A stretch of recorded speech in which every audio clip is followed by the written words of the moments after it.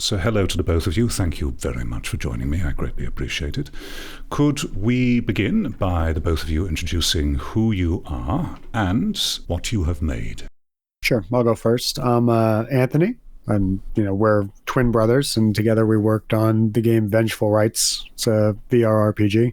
My name's Mike. We worked on Vengeful Rites for a couple of years together, and again, yeah, we're twins. Great. Are you identical twins? No. Thankfully, no. No, Okay. I'm much better looking. Okay. That's adorable. You sound better looking, actually. Yeah. Yeah. Oh, I just remembered I actually have somewhere I have to be. We're going to have to cut this short. We can reschedule. No worries. Yeah, for the best.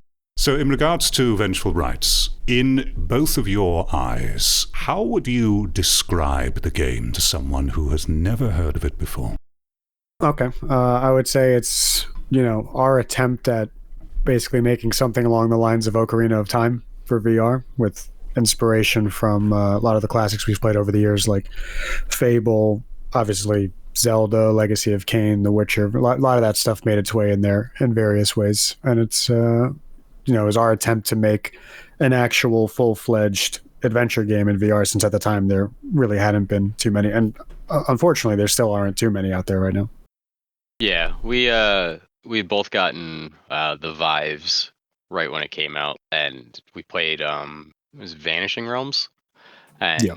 it was a very cool concept, and we were like, this is a cool idea, and we would love to see like a really good game, like Anthony said, like The Witcher or Dark Souls or Soul Reaver, like classic games that we grew up with, and we were waiting for it, and then we thought Vanishing Realms might get there, but then like Vanishing Realms combat left some things to be desired, especially because it's VR, it's so interactive. So we thought, hey, like I knew how to do some stuff. Anthony is good at learning, and he already had a little bit of background with like website development. So he dived into getting the game going with another one of our buddies, and then I came on board. The game is very much inspired by like Dark Souls and stuff like that, and it was our big attempt to like try to make the game that we wanted to see in VR.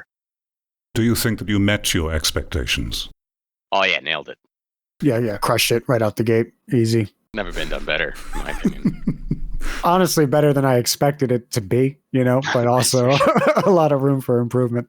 Yeah, sans the false bravado, but yeah, we definitely came out better. And then like when we read the reviews for it, we get pretty choked up sometimes, because it's like some of the people that played it just very much got all of it that we were going for. Like when you make something like this, you're putting a lot of yourself in there, and you're trying to like, hit certain marks. And then when somebody like, plays it and then hits you with like, oh, this part, and then this part, and then that part, and those are all the things that you really wanted to stand out, it's just super rewarding.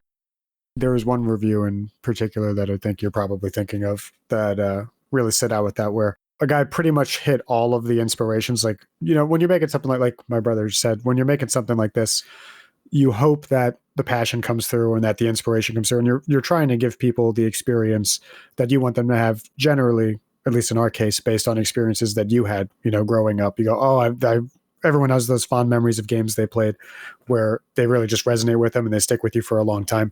And we had one review where the guy was pretty much hitting all of the points that we were basing our game off of, where he's like, oh, and it's got this sort of mechanic from, for example, The Witcher, and it has a very Fable vibe, and reminds me a lot of Zelda in this way. And it was like, yep, like he was just checking it all off, like he had been in the room when we were brainstorming it.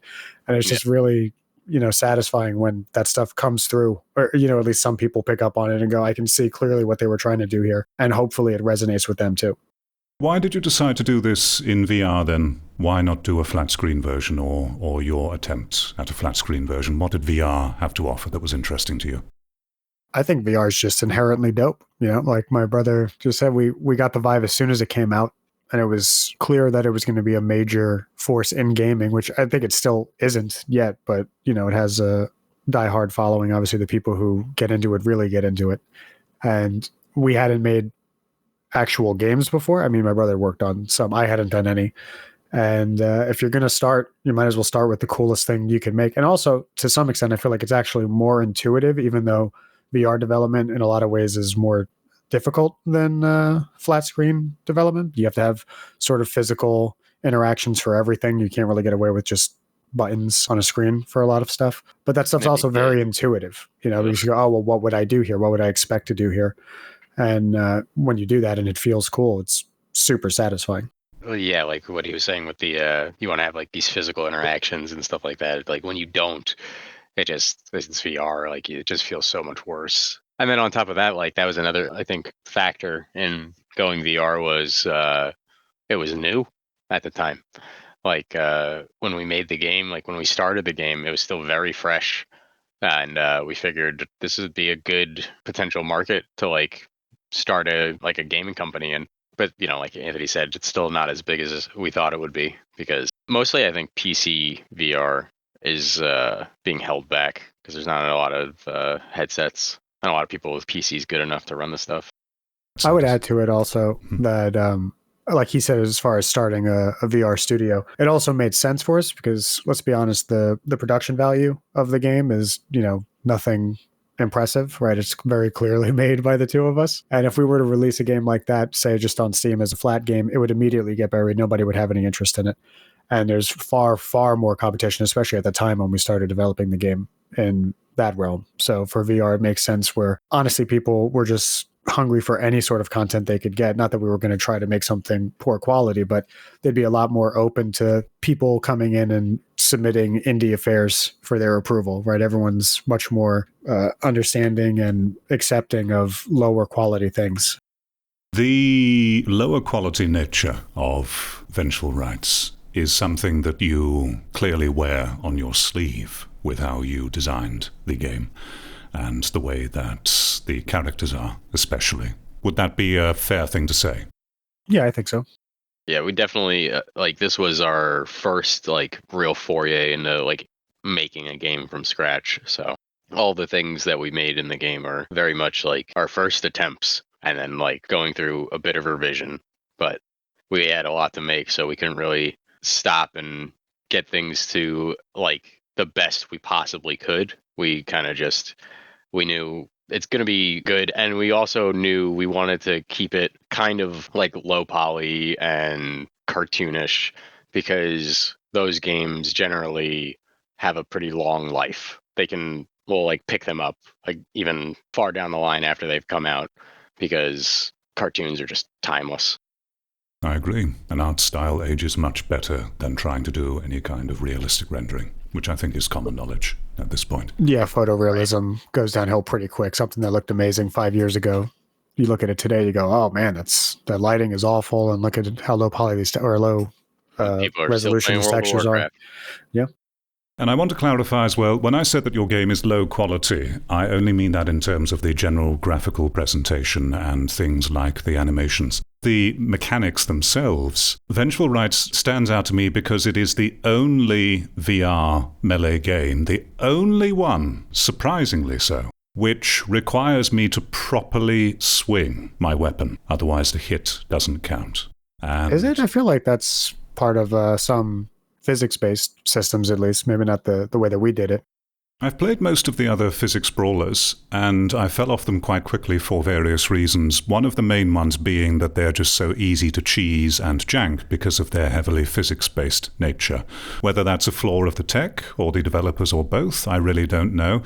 So even though Vengeful Rites doesn't use a proper physics-based system, that actually, in my opinion, works to its advantage, because then, as you've programmed it in a way where I'm guessing you did a fair amount of testing here, where you actually have to have a good amount of speed and distance in order for a swing to connect, that it actually feels natural, that I have to put in effort, thus weakening the barrier between me and the avatar in-game. Whereas every other physics melee brawler I've played are very easily cheesable, and I have to consciously hold myself back or try to forget the knowledge that I can just waggle or do something really, really stupid in order to do a lot of damage. And that really breaks it for me. So at least for me and the games that I've tried, Vengeful Rites is the only melee game that actually needs you to swing properly. Have you played any others which match your implementation? I'm very curious to know. Not exactly. None that I've gone through the steps to fully test and confirm that they do. There's a game on Quest called Dungeons of Eternity that one strikes me very much as in the same vein, but I didn't actually test it to see if I could waggle my sword to kill enemies. But the combat felt similar enough to Vengeful Rites that it immediately registered to me as being similar. I'm curious, why didn't you test it? Well, I wasn't really in a testing environment the same way, and I was just playing with friends. I hadn't actually gone in by myself, so we weren't really taking an especially long time. We were more focused on the actual mission of the game. I see. Whenever I jump into a new VR melee game, one of the first things I do is test the waters to see whether the implementation can be cheesed or not, because that immediately sets the standards for me. Do you think perhaps I'm being a bit unfair there? I don't. I agree with you largely. I do that with most games that I play. And with Dungeons of Eternity, it felt similar enough. Mostly the parrying and the timing and the telegraphing of the enemy attacks was what I focused on primarily. But I'm right there with you as far as if you allow the player to cheese your systems, they're going to, right? Maybe not everybody, but I know for me personally, when I play a game, if I find something and it's the most effective strategy, but the least fun, I'm still going to use it because it's the most effective. And then I'm going to ruin the fun for myself and I'll lose interest in the game very quickly. Of course, typical human psychology. So, you said that you didn't have much development experience before making Vengeful Rites for yourself. Anthony, you had none, and Mike had a little bit. Is that correct? Correct, yeah. I had worked on a couple of mods, and I was working on a game with a couple of friends of mine. We went through like a Kickstarter campaign and everything like that. Raised all the money for the Kickstarter campaign, and then one of the guys that we were working with started to get a little shady, and so sadly I left the project.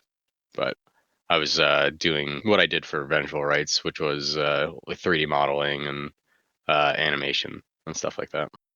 Could you? Oh, sorry, go on. Oh, I was just going to go into my very brief stint before Vengeful Rites of working on a VR escape room game. I started with Unity about 4 months before we started working on Vengeful Rites, and I had no actual game development experience before that. How did you go about conceiving the world and story of Vengeful Rites? Big inspiration from a lot of the games that we've played. Like, for instance, like the first area was kind of just, I guess that one was more like we just kind of concepted that one from scratch. But like the other areas, like second chapter is very like similar to Dark Souls. What is it? What's it called? The one that we based it off? I can't remember. I'm bad with the names in the Dark Souls series. You just said you were the best at names at the beginning of this interview. With people's names, okay? Get yourself together, Mike. Come on. This is a professional Calm down. interview. Everybody calm down, all right? Let's take a breath. Spiraling. Let's take a breath. I may have to time you out here, Mike. Just warning you. What was it? I don't know the zone you're talking the about. Fire, I mean, where you gotta like light the fires. Farron's Keep in Dark Souls 3? Sure. Yeah, it's pretty heavily inspired. Right? Yeah, that was a sort of similar, you have to light the fires in Farron's Keep in the swamp. And in our game, in our swamp, you have to collect the embers to light the fires at the spell altar. So that was pretty inspired. And then obviously the entire Seraphim Castle after that is largely inspired by the level design from the various Souls games where there's lots of shortcuts that you can unlock once you've gone around and made it to the other side, so you can make things a bit easier for yourself as you continue to explore.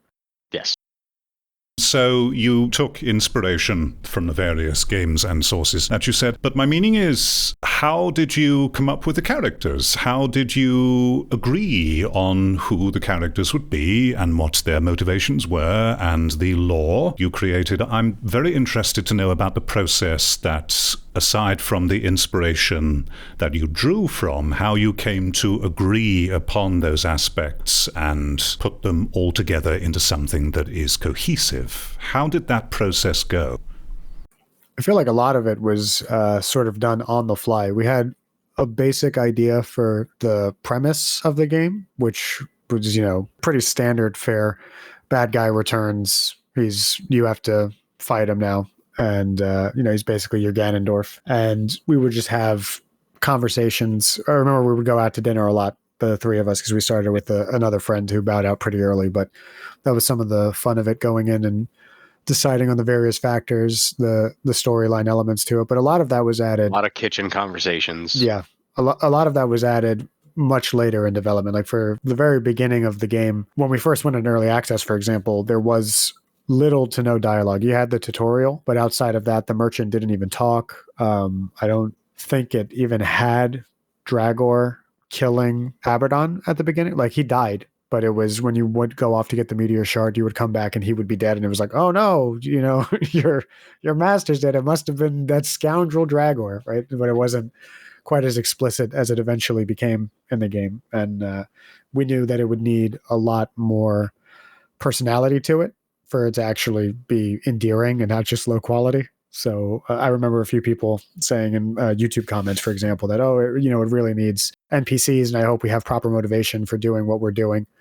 And we agreed, but it was sort of relatively low at the time. Yeah, it was pretty low on the priority list. We conceived of it more as like a Dark Souls sort of thing where, you have this story that's sort of subdued within the game world. For example, there's the books that are lying around. There's on the spell altars, when they open the books to give you the new spell, there's actually a little tidbit of lore written in each of those books that relates to those various spells. So that was there from the beginning, but it was sort of hidden. And then the rest, it came in later, like when Abaddon shows up various times throughout the adventure to give you sort of updates on what the goings on are, or when the merchant gives you information about the area you're in. That was all added in a bit later. So Abaddon himself was voiced by you, Mike, correct? Yeah. Yes, the voice is quite familiar now that I think about it. I'm guessing that you really, really prepared very, very fiercely for that role. Did you have a ritual that you went through in order to really get yourself into the character of Abaddon so you could deliver the most dramatic, poignant performance that you would wish to share with myself and the viewers? Your eyes did not deceive you. My body is dead, but my spirit persists, trapped with Dragor in the other world. I've managed to break free just a little to contact you now. And can you tell I'm being a bit sarcastic? Yeah, I was gonna say stop blowing smoke up my ass, but Powerful performance, powerful performance from both of you. I honestly, That's rich coming from you. You weren't my best and only customer, and if I were a lesser person, I might call attention to the fact that you're just a pair of floating hands and some weapons. You're lucky I'm so well-mannered.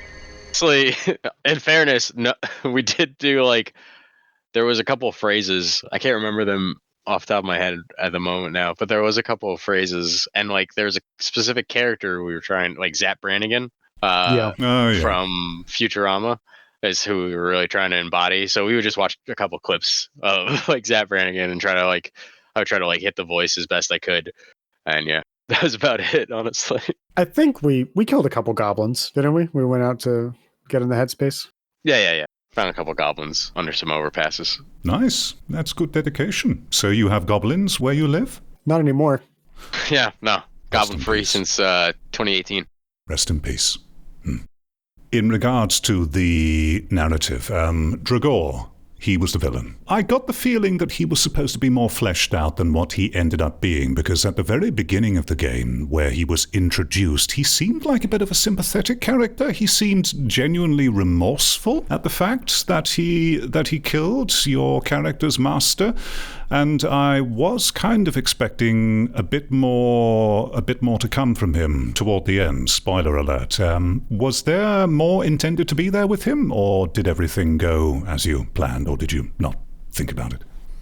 We had some ideas for potentially different endings, possibly give you the option to, side with him a little bit more. And we ultimately just ended up not going with it. We didn't feel like the structure had really been placed throughout the game to make a decision like that really valid. But we did put certain things throughout that would sort of bring you around to his thought process, like you were saying, making more of a sympathetic character. There's various books, especially once you get to the other world, or all of those spell altars, those are written from the perspective of the others, where it sort of shows that your order, the Seraphim, they're not necessarily the bad guys, but they're definitely not innocent. Yeah, they're not these perfect heroes, that you would think you are. And he's coming from a place of, well, these people were wronged by my order, so I need to make it right.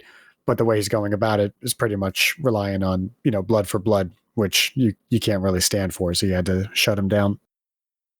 In regards to the VR mechanics that you added, did you do everything that you wanted to do, or were there certain VR-centric things that you would have liked to have done but were unable to for various reasons? We still never got the ability to, we worked on this for for a little while, but it was we knew we'd never get it. We wanted to have the ability to lean over something. Oh, sure. Yeah. we tried for it was something that we knew until the only way you can get it is if you have more points of contact, but we tried a lot, honestly, probably a lot of wasted time just trying to figure out how to get people to be able to lean over something, because there's a lot of issues early on until we figured out just take off collision off everything, which is pretty early. Well, But we didn't really take it off, but we did have custom collision for certain things, tables, for example, so you could get more inside the edges.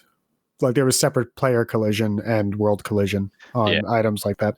Yeah, not really a major part of the game, but it was fun brainstorming and trying to come up with solutions for it. Yeah.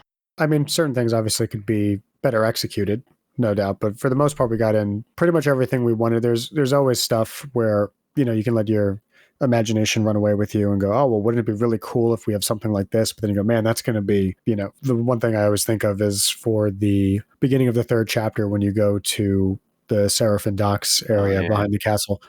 We originally had talked about making that sort of an interactive passage from the dock to Godly Island, where you would be on a ship and then you would fight ships that came up with goblins, and it was going to effectively be a whole Sea of Thieves level interaction system of you would have to man these cannons, shoot them, and then your ship would take damage and you'd have to repair it.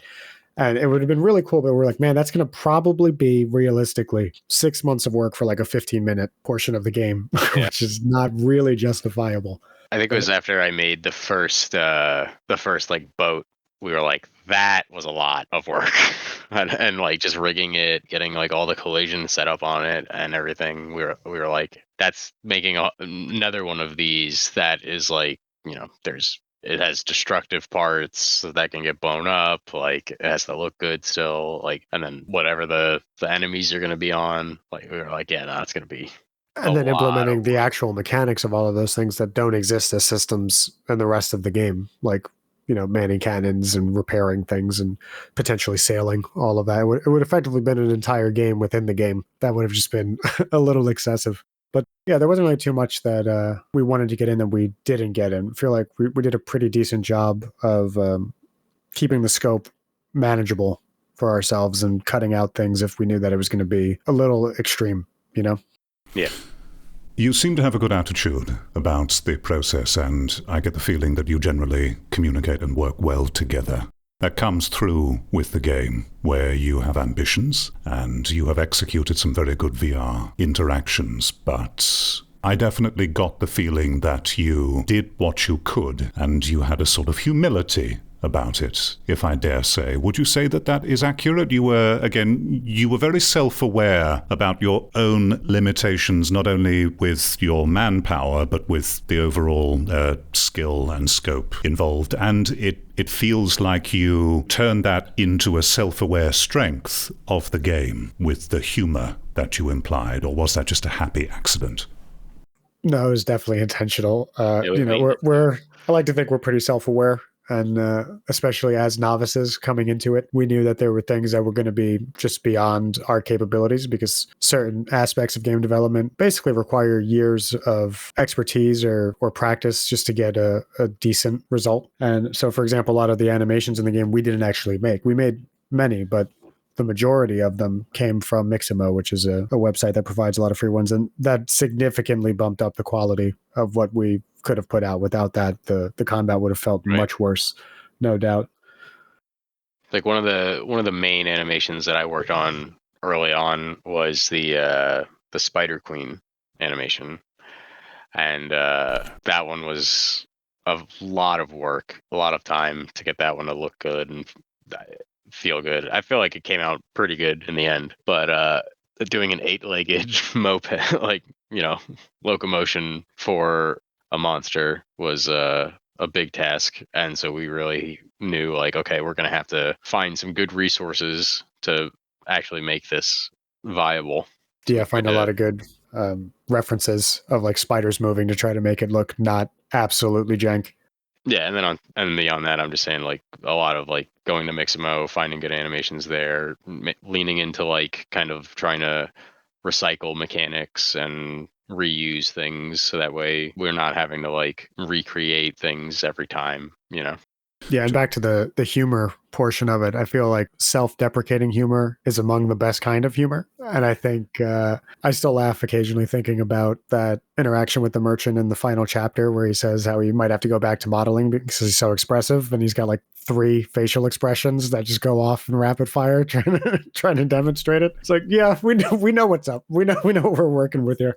Yeah, it's very, very charming, as I said in the live stream, and it was very effectively done. For sure. Could you, if possible, could you tell me about the process that occurred between the both of you from the original idea of making the game floating around to you talking about it and then actually saying, we are going to do this? How did that go exactly? Because I'm very curious to know the conditions that led to the idea, the inception, and then the, right, we are actually going to do this now. Was there any particular thing that pushed you, and how long did that take, and so on? I don't think there was any one thing that pushed us in particular. We're lifelong gamers, and at the time before we started working on it, we were working as valets at a club, which afforded us a lot of free time. We only had to work on weekends, basically. So we would have 3-4 days off a week, and we could explore whatever interested us, and game development always has, at least to some extent. So it was pretty clear once VR came out that we wanted to get involved with it. And like my brother was saying, playing games like Vanishing Realms and earlier tech demos like Spell Fighter. I don't know if you ever tried that one out. There was Spell Fighter was so cool. I forgot about that. Yeah, there was a lot of really cool ones where like, especially like you said, Vanishing Realms, which has gone on now to fully flesh out its campaign, but at the time was only about 2 hours, and it was sort of like a teaser of what a game like that could be like. And we really wanted a game like that in VR, so it was.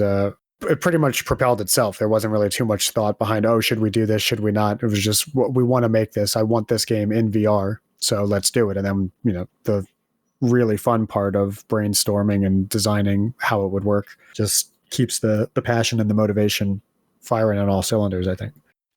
Yeah, theory crafting and coming up with like what we could do. Like every chapter that we made was way more grandiose than it ended up being, right? But it's one of those things where we had a lot of cool ideas, and then we got as many of them in as we could. So, and just always, especially because it was our first game, like always coming up with a cool idea also came along with learning a new skill set, or some how to use a certain skill set in a new way, like with character development or like character modeling, or with Anthony with like code and stuff like that. So, and a lot of practicing. I think one of the things that did it early on, if I remember correctly, was the climbing. Anthony did like a little prototype in Unity of just climbing, and he's like, look at this. I was like, yeah, that's pretty sick. And then that really just kind of motivated us. And then he just sat there for like a week or two, like working on the climbing and getting it, like just trying different things and trying to get it to feel better. And I would come in there and test it.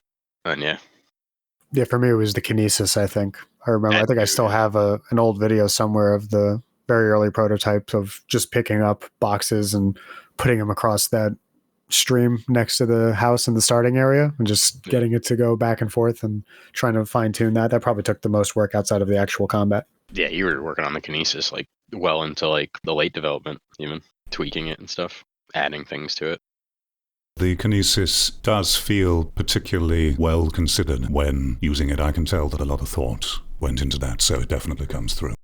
How did you learn Unity exactly? So you're venturing into this new project. You don't have that much experience. There's probably a lot of things that you decide you have to learn, you need to learn, and then probably more things happened as you went through the development process, as you wanted to add new features.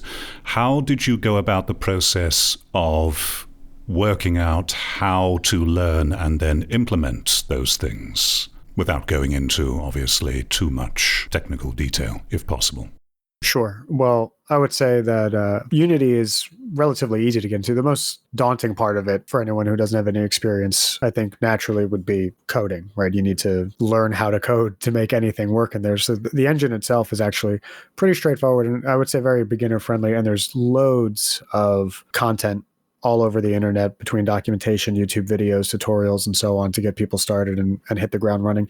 And I think game development in general is such an outrageously complicated process between all of the various interacting systems that it's one of those things where you sort of don't know what you don't know until it's a problem, which actually helps as far as staying motivated because you don't realize all of the ridiculous things you're going to have to overcome going forward. You're just taking it one step at a time, and then there's a new issue that gets introduced and then you have to take that one on head on. But it helps keep you pretty motivated. So you really just start from the basics. Go, okay, I bought a textbook to teach yourself to code C# in a week or something like that, and read through a couple of those, watched a couple of tutorials, which Unity at the time, and I think still they're probably buried somewhere now, but they had some really good tutorials that you could follow along that would introduce you to the general workflow, working with game objects, applying scripts, all of the various things, creating materials, and so on.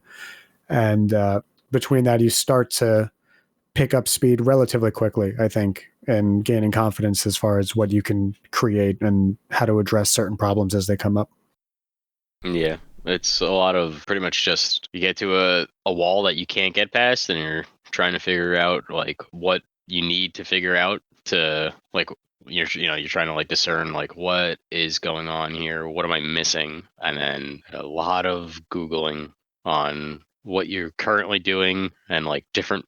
We got really good at Google, I'll tell you that. Like by doing this. That's a big technical skill I think we've both gotten a lot better at, like quickly figuring out what to Google for like specific issues and things like that. And then YouTube is amazing. Like, and now ChatGPT is going to be a like big game changer. And yeah, just all online resources except for that one textbook that Anthony bought, I think. Other than that, it was all online resources provided through Unity or YouTube or just random Reddit posts or forums. I can tell you how many things I found that like it's just buried in some random forum somewhere on the internet. And that's how I learned how to do like the specific thing that increases my workflow by like 10% or something like that, Yeah, and it's amazing how many sort of breadcrumbs you come across while searching for solutions to the problem you're currently facing, where someone will mention something, you go, I don't even know what that is, but that sounds like that'll be useful. And then you'll remember it later when you encounter another issue, go, oh, it kind of sounds like the thing that person was talking about. So at least that starts you off on the right track. You know what to look for. You have some general starting point besides putting in some ridiculously vague problem into Google and hoping someone else had the exact same one and worded it similarly enough that you would find something. Right. Yeah, you'll sit there pretty much trying out different random things off of like the rudimentary building blocks you have already learned. And then you'll search up something. And then, like Anthony said, it'll be, oh, hey, like there's a whole other thing that I could be doing because the way I searched it, like triggered these few keywords that are like, oh, that's exactly what I'm trying to do, but it's a totally different method than I was just doing it, Which is one of the great things about game development, in my opinion, anyway. Pretty much any problem you have or implementation you're trying to put into your product is there's a dozen different ways to do it, all with their own pros and cons. So if one way isn't working, you can always just try something else until you get something you're satisfied with. How is ChatGPT going to help things exactly? Well, in my experience so far, and it's very limited, I've only recently actually started using it, it's just as a better version of Google search for one thing, because it's already gone through most documentation, forum posts, and it can pretty much give you information exactly as you need it. You can ask for it and not have to scroll through countless forum posts and replies and hope that somebody touches on what you want. It's already pretty much conglomerated all of that into one place where it can answer exactly the question that you have specifically to you with however you're wording it. You can give it specific examples and issues you're encountering, and it knows generally what to do in that situation. It's also been useful as far as creating things like shaders, which is a whole insanely technical skill set on its own that you effectively have to be a wizard. I consider it black magic. And ChatGPT it's right in there. It's like an apprentice wizard. So it can do some of the more basic stuff for you that would be ridiculously hard to learn how to do on your own. What is a Soon to be shader? dark wizard. Sorry, go on. Oh, sure. Shaders are, so everything you look at in the game, in any game, is, at least a game made in Unity, it's comprised of a material which has various textures and masks, so pretty much images that have various color data in them, be it diffuse colors or height data, normal maps, things of of that nature, like specular qualities, all of that.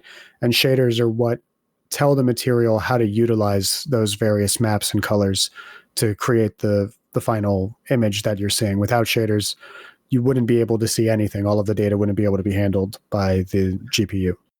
Have you ever seen like an update for a game and a model is all pink or something like that? It's basically the shader's broken. Yeah, it's a compilation error. So it's a form of translating the information into something that can be read, sort of like compiling? Yeah, it's effectively code. It's code that's run on the GPU that gives the execution orders for how each piece of information is meant to be displayed by the graphics card. So like I said, it'll determine things like how shiny something is, how rough the material is, how detailed it is, even things like just the general texture, like the color, the pattern that's on it. None of that would be visible to you without the shader first processing those image files that we give it and then converting it into how it works. Is it transparent or not? Things like that, like all those properties, basically. And yeah, any visual property you can think of is determined by the shaders used. And you said that they're complicated to write. Why are they so complicated? Well, they use their own scripting language that isn't the same as C#, for example, in Unity. And also they're primarily, almost exclusively based on math. So you have to be very familiar with various formulae and just general concepts like Voronoi noise and multiplication of color values, stuff like that. And that's the more basic stuff. There's other things like depth shaders, and it gets very complex, and it's pretty much a field in and of itself that requires a specialist to be very good at. Yeah, that's the kind of stuff that whenever I think about game dev, it scares me away, particularly the mathematics side. Yeah, that's why shaders are black magic. But that's what I'm saying. Things like ChatGPT are going to make it much more accessible to the average person, where you'll be able to give it instructions in just common language, explain what you want. And then even if it doesn't make it exactly the way you want, you can give it further details and say, oh, this is not actually what I meant. I'm going for something more like this. And it does a surprisingly decent job of making what it is you're asking for, in my experience, although I've been working with HDRP in Unity lately, which is a totally new render pipeline, and it's not quite caught up on that. I think ChatGPT is just a bit behind, so it struggles with those. But the standard shaders, it's pretty solid with. I'll have to give it a try. I've never used ChatGPT before. I've always been a Googler or a search engine person, but from the sounds of things, it's something that I should try. I detest the process of having to do a Google search and sift through mountains worth of trivia and random posts and information to hopefully find the thing that I'm after, particularly when PC troubleshooting. So I will certainly give that a try after this conversation. Thank you for letting me know about it. Yeah, I can't recommend it enough. Like my brother was saying, we've become very adept at Googling things. And I feel like if not already, very soon, that'll pretty much be an obsolete skill set. ChatGPT will just completely remove it. You won't need it anymore. The VR parts of Vengeful Rites then, the kinesis, the UI for choosing the spells, and so on and so forth, when it came to implementing those things, I would assume there is less general knowledge available to assist you there. So how was it when it came to developing the VR-focused aspects of the game? Was that more difficult, or was it easier than you thought, and so on? Probably both. In some ways, it's difficult, but there was a fair amount of documentation and tutorials around. And also, we didn't use it, but there were tools available on the Unity Asset Store, like VRIK, that would sort of let you hit the ground running, basically give you a character controller that you could just drop in, and it would handle basic things like grabbing and picking up objects, throwing them around, locomotion, that sort of stuff. But we shied away from most of that because the game, as much as it was a labor of love for making the game that we wanted to make, it was also pretty much our introduction into game development. So we treated it very much like a learning opportunity, which is, again, a big part of the production value. Is we wanted to make basically everything, which I wouldn't advise normally, but as a means of learning how to do it, there's really no substitute for actually getting in there and doing it yourself. It's true for most things in life, isn't it? Yeah. I have a saying or a phrase I like to tell people, and it's fail stands for first attempt in learning. You just got to go and try. If you're going to fail, that's fine. You learn something. Yeah, absolutely. There's something that I say as well is that we don't really fail until we stop trying. Right, exactly. Yeah, I fully agree with that. I pretty much think that everything, which I think you have to have that sort of mentality for something like game development, because you will run into a lot of issues very often. Sometimes things like you're saying that other people haven't necessarily encountered something in your specific situation, or they have and they've decided that there's no clear solution to it. So you have to be willing to treat every failure as just another step in the learning process. And no, this isn't actually, it's a hurdle, but it isn't really a setback, because now I know more than I did when I started, and I've learned the correct way not to do things, you know? Can I just clarify and confirm? So, Mike, what areas of the project did you cover? What were you responsible for? I did the 3D modeling, a good amount of the animation, level design. I helped with like game design stuff, story. Pretty much like my main areas though were 3D modeling, animation, and level design, like putting together the levels. And we would design them together, like draw them up. We used a couple of like VR thing, Tilt brush. Yeah. tilt Really brush, useful. things like that. And we would like kind of craft them in 3D space and then have like ideas that way. And then I would go in there and I'd make the stuff. What's the process of designing a level? The thought process, excuse me. A lot of trying to elicit specific emotions like claustrophobia, or like vistas, like getting like a kind of like expansive view, trying to guide the player with lights and certain like environmental cues and things like that. And it's just a lot of coming up with like what you think would be cool and look cool, and then also what's functional for the puzzles that you're wanting the player to achieve and things like that. And then that's kind of a back and forth too. Like the puzzles will get informed by the level, and then the level will get informed by the puzzles after they've been created and things like that. Yeah, I would say the levels are function over form generally, because we have certain things that we know need to fit in there just based off the design of the game. So we know, for example, each dungeon's going to have roughly 3 boss fights, a couple of puzzles, and various collectibles like meteor shards, elixirs, all of that, life fruits scattered around. So we'd have to basically break them up in a list of where those things would be, like the order we want the player to encounter them in. And then we would create branching paths based off of that would sort of circle around and guide players toward things that are important. We definitely don't want them to miss this. Ideally, it wouldn't be possible for them to miss this, or we'll have this over here because it's okay if they do miss it. If they happen to miss an elixir or a life fruit throughout the course of the game, it's not going to break it or anything. It won't halt their progression, but it'll reward players who actually take the time to go off the beaten path and really explore. There's a bunch of hidden weapons, for example, in the recipes that for crafting, that you would really have to go out of your way to find them. They're not meant to be discovered by the majority of players. We would expect that fewer than 10% of people would even find them. Many of which I didn't find, I recall.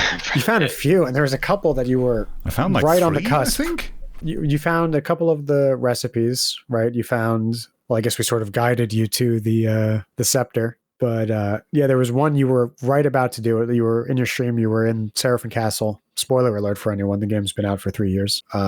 There was a section where you had the ladder that you took from the barn, and you were saying, oh, I wonder what's up in that guardhouse over there above the gatehouse. There was a big hole there, and you were going to go over there with the ladder. And had you would have found the hidden bow that really we placed in that level. But then you got sidetracked by somebody in chat and completely forgot about it by the time you came out of your rant. Yeah, that sounds like me. It's very hard to focus on both chat and VR at the same time. VR takes up a lot more mental bandwidth, I find, than flat screen gaming, because of all the things I have to consider physically, and then I have chat floating in an awkward place. Something I'm still trying to balance.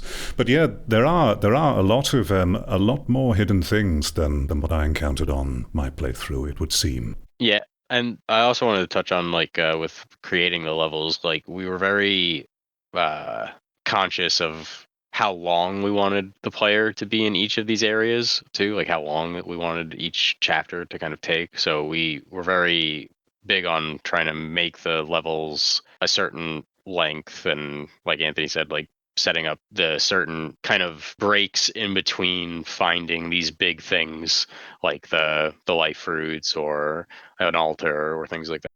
Yeah, the pacing is very important, right? You don't want to inundate the player with just combat after combat after combat or puzzle after puzzle after puzzle. It's important to disperse those things relatively evenly to hit like sort of a golden ratio to keep people engaged, we feel like, which is, it's maybe 50% combat, maybe slightly less than that, then a little bit of exploring, and then a puzzle here and there to break things up. So you're not hopefully not getting burned out on any one particular portion of the game before you encounter something that breaks it up and revitalizes you a bit.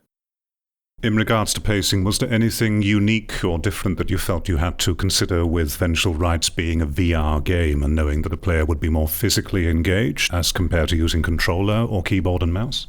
Not particularly that comes to mind. As I said, we didn't really make games before VR, so we didn't, which is both a good and a bad thing, I'm sure, because we didn't have that experience to draw on, but it also didn't sort of pigeonhole us into what I would consider antiquated thinking in the way of making games in VR. There's a lot of games that are made by experienced developers that they're so dialed into a specific way of approaching a problem that doesn't necessarily fit VR the best, but it works very well in flat games. You find that a lot. So I think that worked both to our benefit and detriment, that we had to come up with various ways of doing things. But I don't think it affected the pacing particularly, except for, like I said, you don't want to have too much combat because you'll actually get physically tired potentially doing that, where you don't really have to worry about that too much in a standard game.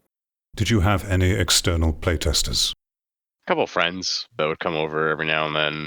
That was pretty much really it until we got into early access, I think. And then once we got in early access, we just put the stuff live for the... Yeah, we had a demo before we went into early access, which, is still up there. But that got us a lot of player feedback. And then, Discord was our primary way of gathering feedback from players. Like he said, when we went into early access, you suddenly get a flood of people trying it out and coming in with their thoughts. And that was super useful. But initially, it was pretty much just us and a handful of friends that we would get in there to try.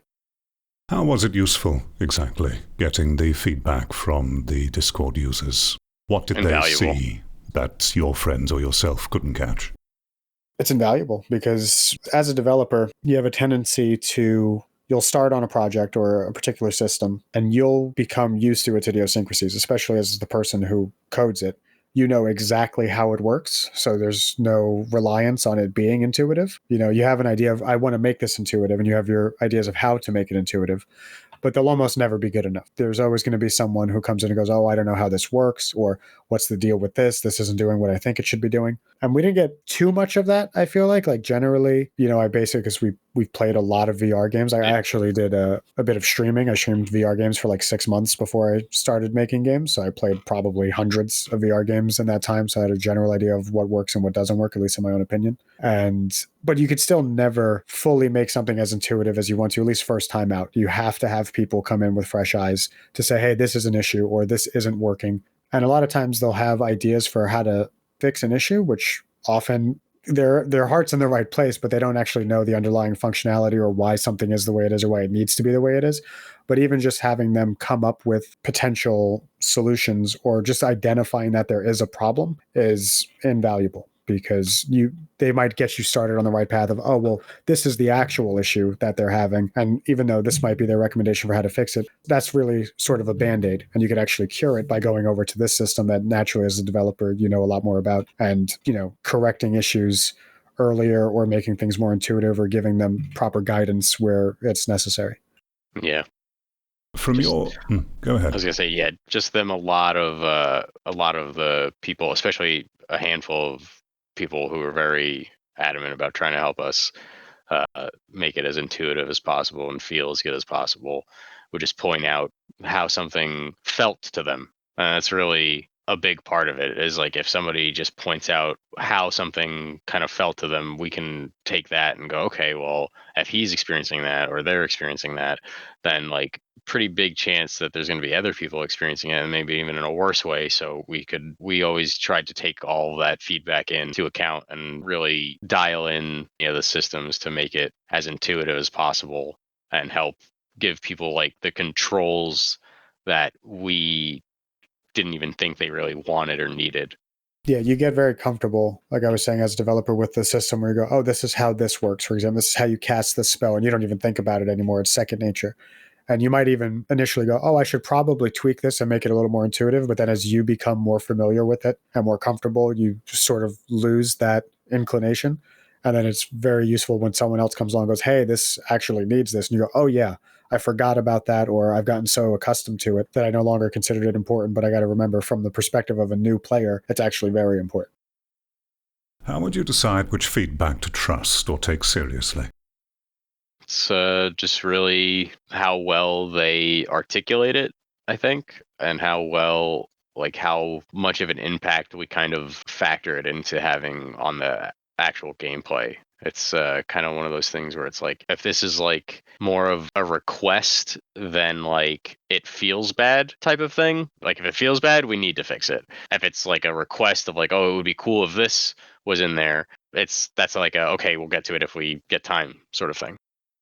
What if you disagree with what the player says? If a player says to you, this feels bad, and you disagree with that, or perhaps even a handful of players said that, what then? Oh, well, that's a lot of people wanted us to have like physics-based combat. And we were like, no, we're not doing that, because it's a fundamental core of our game to have actual combat with these characters that you're fighting. We wanted it never to feel like you could just cheese them. We wanted every fight, even against the basic goblins, to feel like you're actually in a fight, you know?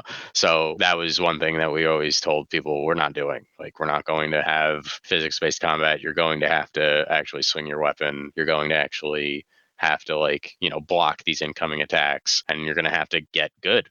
We did add later on, we added in like difficulty settings, because that was one thing that it was kind of just like we had to do it. A lot of people were having trouble with certain areas of the game, and it just made more sense to just add in a difficulty slider. Yeah, there are certain things. I think every decision made about the development of a game has to be focused through the lens of your vision for that game, which it's important to realize not everyone will agree with that vision.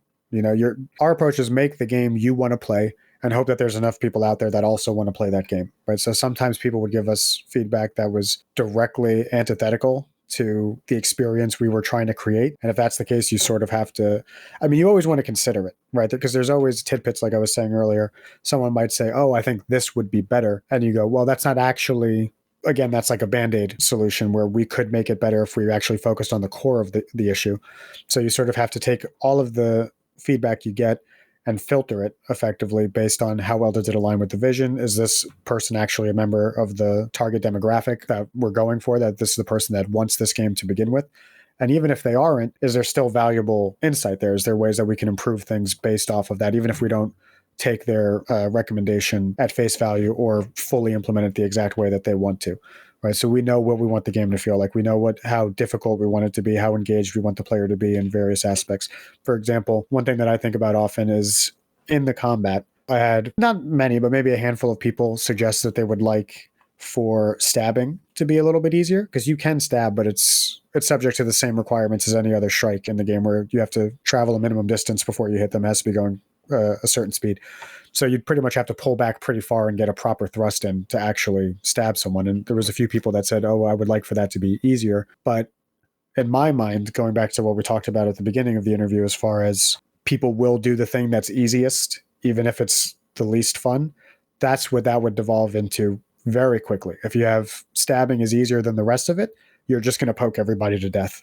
So at some points you have to put your foot down and go, I understand what you're saying, and there are ways potentially that this can be implemented somewhat, but it's not going to be the way that you're asking for it to be, because it would completely trivialize an entire portion of the game, or a very significant portion of our vision for the game. So, you know, everything gets filtered, and you do your best to make people happy, but not at the expense of the core that you're trying to create. So I want to press on that a little bit more, because I think it's an interesting conversation about gaming in particular, especially for VR. An argument that you may see, or a retort that you may hear or see from a player in regards to what you said with the stabbing, is that the game should allow the player to play in a way that they want or that they enjoy. What would you say if a player came to you and said that your game should accommodate as many ways as possible for them to play, even if it means that they would cheese it in the manner that you described? I worked with a developer, and she had a phrase: games are not restaurants. You don't go into a fancy restaurant and ask them to make you like a bad cheeseburger, or some kind of dish that they would never make. So when you're going and buying a game, you should know that, okay, this is the game that I'm buying, and actually a lot of players nowadays seem to think that, like exactly what you said, the game should be however they want to play it. But that's not what makes a good game, because then there's nothing unique about it. So having a set vision for the game and making sure that players are adapting to the game is important, because then they're actually going to experience that unique vision that you have for the game. Without that, every game will just feel the same. I would go into it and say that things like accessibility, for example, are perfectly valid. If someone says, oh, this is difficult because of X, Y, and Z, for example, things in the game, we tried to keep things like color blindness in mind, so a lot of the colors for things would be specific so that hopefully it doesn't cause any sort of confusion. But there are some things that just come down to a matter of opinion. And again, like I said, you're making the game that you want to play, and hopefully other people agree with it. So if they have validity to it, you have to weigh everything individually as it comes in. But I would argue that they might want to do that, and they might think that that's fun. But because for me, it's absolutely not fun, and it's pretty much whose opinion am I going to go with here? Generally going to go with mine. Or we might hold a poll, and we'll see how people feel about it. And and then we're that way. And then also you're on a team, right? So it's not like you're going to agree 100% of the time on everything either. So even internally, we would have many disagreements, and we took that to polls from time to time. So it's a lot of making sure that whatever the player is suggesting is in line with what we both agree on, especially when it comes to Vengeful Rites, like what we both agreed on, and then what actually we could do to accommodate as many people, because you do want to accommodate as many people as you can when you're making these decisions, but you don't want to, kind of like what I was saying, give up what makes it unique for Ideally, I would think you want to make an experience. Any feedback that you take and incorporate into the game should exclusively improve the experience. There shouldn't be, well, this makes this worse for these people, like if it's a trade-off, unless it's, significantly in the balance of it's a great improvement versus the minor inconvenience that it might cause other people. So it's worth going and, take a very pro and con mindset to it. But I would go a little deeper and go even beyond just player feedback and deciding what to incorporate. I think there's a certain philosophy in gaming, at least that I subscribe to, which is limitations are a good thing, right? If, like my brother was saying, if every game lets you do everything, there wouldn't be different games, right? Like the fun of it is adapting to the systems of the game and mastering them, and then becoming proficient because of that mastery, rather than going, well, I want to do it this way and it should let me do it this way. And if it doesn't, it's bad. Sometimes that is the case, right? We all have that opinion, but it really comes down to that. It is just opinion. And I much prefer getting good at a game and then being satisfied because I got good at the game, rather than just being able to do things exactly the way I want to initially. I think those limitations, not just in games, in life, they make us better and lead to more enjoyment. I very much agree, particularly the comment about how it can translate into real life as well, which is something that I like to use games for, and is what I think could be a very big benefit of VR, with its more physical nature, in how the skills and techniques that you could get good at in a VR game can translate more directly into real life, because it's less abstracted, at least on a physical side of things. But I want to press a little bit more with the topic of player attitude. Mike, you said that told you games are not... What restaurants. Was it? They are not restaurants. Yeah. I think it used to be, in my opinion, that this attitude was implicit, generally, for those who approached games in varying forms, even sports. We recognize that it has a set of rules, and we adjust and adhere to those rules. The same with board games and general things in life. Right. But that appears to have changed somewhat in the internet age, where, as we've discussed, there is a not insignificant subset of players who would prefer that the game sort of accommodate them no matter what. Where do you think this is coming from or has born this attitude in today's players more than what it used to be, if you have any opinion at all? Just technology in general, I think. The fact that there's a almost instant gratification in anything. You're hungry, you Uber Eats. You need to learn something, you Google it. That's right there at your finger, or ChatGPT now. And you don't even have to think practically anymore. So people are getting very comfortable just not thinking for themselves. Yeah, it's filthy casuals. Gaming, gaming Really is. used to be a bastion for nerds and people who were hardcore about it, who were really passionate about gaming. And now it's, for better or worse, become significantly more popular. And that's led to a lot more money. That's led to major studios relying on things like focus groups and design by committee to decide how everything should be done, which leads to very not bad. I mean, obviously, games have gotten better over the years. There's no question about it, but they have backslid in a few ways. And I feel like a lot of games nowadays lack individuality and personality. They're very much designed by numbers. You go, oh, we need to have this, we need to have this, and oh, people will complain if we don't have this. Yeah, which, again, is both a good thing and a bad thing because you lose out on these unique experiences that games used to provide. And we're, pretty old school gamers, and we're of the mindset that if every game plays the same, it's why even play, and you just find the one you want and never play anything else, right? So it is important to find things that do things differently and force you to think differently. And that will lead to more enjoyment. I think that'll be the sort of game that people will really resonate with more, and that will make more of an impact on them going forward and even define their tastes. So in a way, then, gaming will be facing quite the challenge in the present and future to come, because the way that we are shaping society at the moment is very much based upon instant gratification at all times, getting things immediately and how you want it to be, whereas the deeper and arguably more enjoyable nature of gaming is in conforming to its challenge, its rules, and then overcoming that and or mastering it, which would seem to be in direct opposition to how we are orienting our society at the moment. So it seems like there will be a conflict. Yeah. I think there will be, but there will also be, there's always going to be tryhards. For every Assassin's Creed or, generally overly hyped, overly produced game out there, you do have things like Dark Souls or, the various Souls likes, for example, where they're very much targeted at the person that goes, no, I want to struggle. I want to have to bang my head against the wall and then get that sense of accomplishment when I overcome that challenge that's presented to me. Like those, they're getting more popular also, right? Elden Ring is the biggest. It won countless Game of the Years, and it was the biggest game FromSoft's ever put out, for example. So there is clearly a desire for that. People still want that. Maybe, I think in general, the gaming market is expanding more and more, and humanity, as you guys are talking about, is becoming more and more used to instant gratification. But I still think there's a very human need there to conquer a challenge, and I don't think that's going away anytime soon. So there'll always be people out there that are looking for something like that. I basically agree with what Anthony said, and it'll definitely probably have some kind of struggles in the future. But at the same time, like Anthony said, there's a lot of people, especially, I feel like gaming's still very much in the infancy. So it's kind of growing pains, and it's one of those situations where a lot of people came in casual and they've been doing it for longer.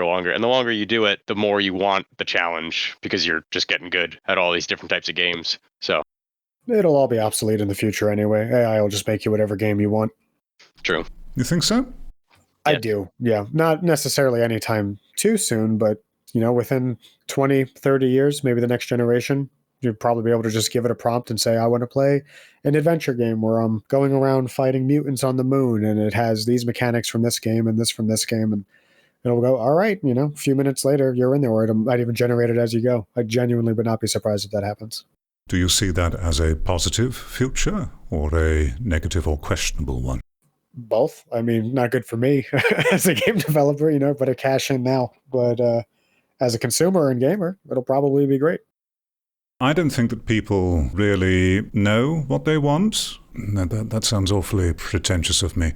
But I absolutely agree with you. Yeah, I guess what I'm trying to say is that I think the greatest joys that we can have through challenge and discovery in life is the surprise of engaging with something that we did not expect and thus realizing, wow, this is really cool. Whereas if we lose that through being able to create any experience that we think we want, then we will lose probably the most gratification that we get from finding or engaging with something that we didn't know we wanted and caught us off guard. Do you know what I mean? Am I talking nonsense here? I'm picking up what you're putting down, and I don't disagree, but I think it's also like I'm absolutely on board with the idea that being pleasantly surprised and finding something new is one of the great joys in life. But I also think that AI is going to be so good and so powerful that it'll still be able to do that. Even if you give it those sorts of things, you could even say, oh, surprise me. And also you might say, oh, I want this, and it gives it to you. And then you go, actually, it turns out I don't like that so much. But I think the iteration time would be such that you'll be able to update the game in real time effectively, have effectively infinite options and tweak things to your liking until you really dial in exactly what you like the most. And people will figure it out relatively quickly. And you'll still likely have things like game portals where people will put up the ones they've created and you'll give those a shot. And you can still be surprised and intrigued by the things other people come up with. So Anthony, yeah, AI is going to be crazy. Sorry, go on. I'm just thinking about it. Like AI is going to be basically what Anthony's saying there. I think definitely, and probably like I don't know, because it speeds up. It's one of those things where it's like once they get to a certain plateau, it kind of ramps up a little bit and then plateaus again, ramps up. So what Anthony's talking about, I could definitely in 30 years could totally see it happening. It's nuts how quickly it advances. It's if you keep up with it, like ChatGPT, it's only been out for like a year and a half, I think, at this point, and it's already improved so drastically just in that short period of time that to see what it'll be in a decade is insane. Make a game with it basically. Like he didn't he just told it like, hey, make this script for me for this game and like in Unreal or whatever, like, and then blah blah blah, and he like basically had it write all the code. Yeah, and that's just ChatGPT. There's constantly new AI tools coming out that specialize in things like 3D modeling, animation, texturing, music. Basically, every aspect of game development is being. In like only like a couple of years or two, they're gonna have like you heard. I don't know if you saw like Post Malone talking about it on like the Joe Rogan show, where he's talking about how like they're gonna just have artists' voices completely mapped to AI. Like that's already like a big thing that they can do almost, and you're going to be able to just go, I want a Post Malone song that's about this topic with this girl's name in it, and so on and so forth. And it's just going to pump you out a song that sounds like Post Malone made it. It's great. I had a friend recently link me to a website. I think it was called Sona.ai, and it was a music creation tool. It was just a text prompt to music creation where you would say, oh, write me a song with this sort of vibe, with lyrics about this topic. And people had posted a lot of the ones they made, and some of them were genuinely really good that I would go, I could totally just listen to this. And even if you hadn't told me it was made by AI, I wouldn't necessarily pick up on it, especially a lot of the ones that leaned into it, because there's a lot of sort of currently like a robotic sound to a lot of these AI voices, but then they would put it in a song that's like dubstep or electronic. So it almost made sense. It was like a glitch wave kind of situation. You wouldn't know necessarily that it wasn't just a human's voice with a filter on it. But the stuff is advancing so quickly that I genuinely think within 20, 30 years, it'll be able to make you whatever you want, probably in real time. Yeah, we're living in the future. Yeah, there are implications to that kind of future in regards to what utility we would have as humans and what we would do day to day in society to have meaning and express ourselves, which can just be done with a few commands. That is troublesome, but perhaps adaptation will just do its thing. There's going to be some growing pains for sure. A lot of depression early on until people adapt to it. So I've actually had this theory for quite a while now, and this is very off topic of our game and everything like that, but it's very much like, I think personally, especially with VR, and like I've seen like a couple pretty good treadmills that are coming out, I think that it'll get to like a Ready Player One kind of situation where people are investing in virtual worlds, and that's where commerce takes place, things like that. And I truly think that it'll get to that point where people will need to fill a void because we've created technology that takes care of everything for us. And the only thing that we could do then is create our own challenges. Yeah, it seems logical. And then beyond that, like, of course, space exploration. It'll push it pretty quickly because there's a lot less bureaucracy involved. Getting back to Vengeful Rites, Anthony, could you remind me, what were your roles in developing the game? Pretty much all the things. So like he said, we designed a lot of the levels and the encounters, the general mechanics together. And then I was in charge of actually implementing those mechanics, writing the code, handling things like sound design, visual effects, basically the various rules. There's only two of us, right? So we pretty much both had to wear just about every hat that falls under the purview of game development. And if he didn't do it, I did it, and vice versa, basically. So pretty much And the primary he stuff would handled be the most coding. everything in Unity, other than like the level design. I did a good amount of the level design, but he also did a good amount of the level design. So Yeah, he did the bulk of it. I sort of picked up a little bit more of it toward the end there, but it was a group effort that he pretty much spearheaded as far as building the levels within the engine. But yeah, pretty much anything else in the engine was handled by me. yeah, because I use Blender. Pretty much all of the interactions in Vengeful Rites, except for the menu, I believe, are very much physically focused. Yeah, and even the menu actually was pretty physically focused originally, but then I kind of pushed him to put in the little laser pointer. Yeah, really forced my hand. I'm still bitter. Why? Yeah. But no. Mainly because it was one of those things where I noticed, like, whenever we watched people playing the game, like, they would intuitively try to do it because most other games do it. So I was like, you might as well just do it. Like, it's one of those things where it's a menu. It's like, even though it's a book that pops up and everything, like, we did try to make it like as physical as possible, but then we kind of like later on, I just like, it makes kind of more sense to have the laser pointer because you're not always in a position where you can like get up to it and stuff. Sometimes it was just There was enough people that wanted would it. come in and go, "Hey, the menu doesn't work." And you go, "Well, what do Right, you mean? exactly. Did you actually touch it?" And they go, "What?" They go, "What do you mean?" It's like, "Well, you have to touch the buttons there." And then they would expect, like Mike said, a laser pointer where they could just point at it and do that, because that's Right. by and large what the vast majority of games do. So we pretty much caved, and we're like, all right, you know what, fair enough. Like, it doesn't make the game significantly worse, and it is going to remove that confusion, which that's pretty bad if people can't even start your game because they can't figure out how to interact with the menu. And it's reasonable that they wouldn't figure that out because there are certain standards currently in VR that people expect. So you just have to go along with them occasionally. But anything outside of that, we tried to make as diegetic as possible and grounded in some sort of physical interaction that, generally is pretty abstracted, but it's still recognizable as you doing the thing that you're doing, like sharpening your sword or hitting it on an anvil with a hammer, mining, that sort of stuff. Right. Yeah. Even though the mining is like the one thing where you can just kind of wiggle. And apparently that's too much. One of the reviews we got, a negative review, was a guy saying he just went through the starting area, the tutorial. He's like, I was mining for a half hour. I was like, there's literally 12 nodes of ore. If it took you a half hour to do that, I mean, I don't know what to tell you at that point, but it still seemed like that to him, at least. And sorry, did you say that was a negative review? Yeah, that was one of the things somebody mentioned in their review. I think they played it for something like 40 minutes or so on Steam, and they claimed that 30 minutes of that was spent mining ore in that first tunnel where you get the pickaxe. And yet that negative review would still be quite impactful on the visibility of your game, correct? Even though his complaint is ridiculous. Sure. I mean, people can see it. I like to think that most people who scroll through the reviews or look for a game will read the negative review. That's what I do. Whenever I look, that's what I look at first, in fact, is the negative reviews. And I decide if the person making a complaint has valid criticism or if it's clearly some form of entitlement or misrepresentation. That guy, he had 40 minutes. He said 30 minutes of it was mining. I think that's obviously not true. And also it was part of the demo. So anyone could download that themselves and give it a shot. It's a double-edged sword. There was one guy that said we would never finish the game after we were working on chapter 2 for like 6 months. And I think chapter 2 is probably one of our biggest chapters too. It's a big one. Yeah, it was funny. He was in the Discord and he came in and he said, "Hey, when is the next chapter coming out?"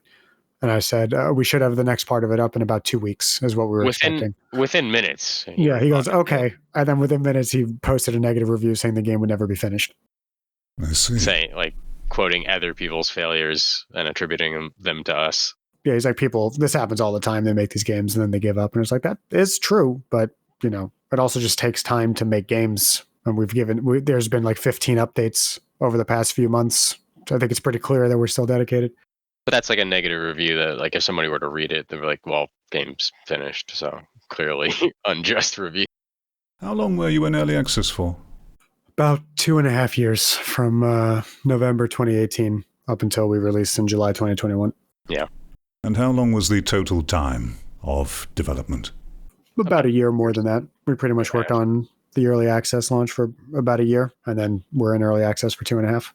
So about 3.5 years total. Yeah. Yep. That's not too bad for just two people going into it brand new. Honestly, with how long the game is and how much there is in the game, I look back at it and I'm pretty proud just how much we actually got into it and how long it took. Yeah. Yeah, we both could have gotten it done faster or taken longer. And like I said, we treated it basically as getting an education in game development. So, roughly 4 years for the education of how to make games, and the insane amount we learned over the course of that seemed pretty good. And we got paid for it, so I can't complain. Yeah. I mean, I've definitely seen games with less in them take longer, and I've definitely seen games with more in them take less. So it's, I feel like we're in a pretty good spot. We didn't really fall short anywhere. We didn't really drag our feet. And, like we said, a big part of it was learning to do all of it. So we made 99% of the assets Mike did, and all of the systems, all of the code, was done by me without using any sort of assets for that specifically, so we could learn how to do it. And, it's just a great way to expand your skill sets. So we could have certainly got things done faster had we used assets, for example, but that was not part of the development process that we wanted for that game. Now we'll use assets all the time. If I know how to do something and I can just appreciate that someone else already did it and it's to a quality level that's at least as good or better than what I could do it, and it's going to save me a significant portion of time, I have no trouble whatsoever picking that up and supporting them. Yeah, 100%. For the 3.5 years total and the amount of content which is in the game, and for anyone who is listening, that's something which really caught me off guard in my playthrough as well, is the amount of content and how vast the journey is. But also, you continue to unlock things and gain new abilities right the way through near to the end of the game, which was not expected and is one of those lovely, delightful aspects of adventure games where you have the feeling that, okay, I've got all this stuff, now I'm kind of done, and yet more keeps on coming and catches you off guard. It was genuinely very well done, considering the circumstances, and if you're familiar with me, I don't say those things lightly. It's genuinely good.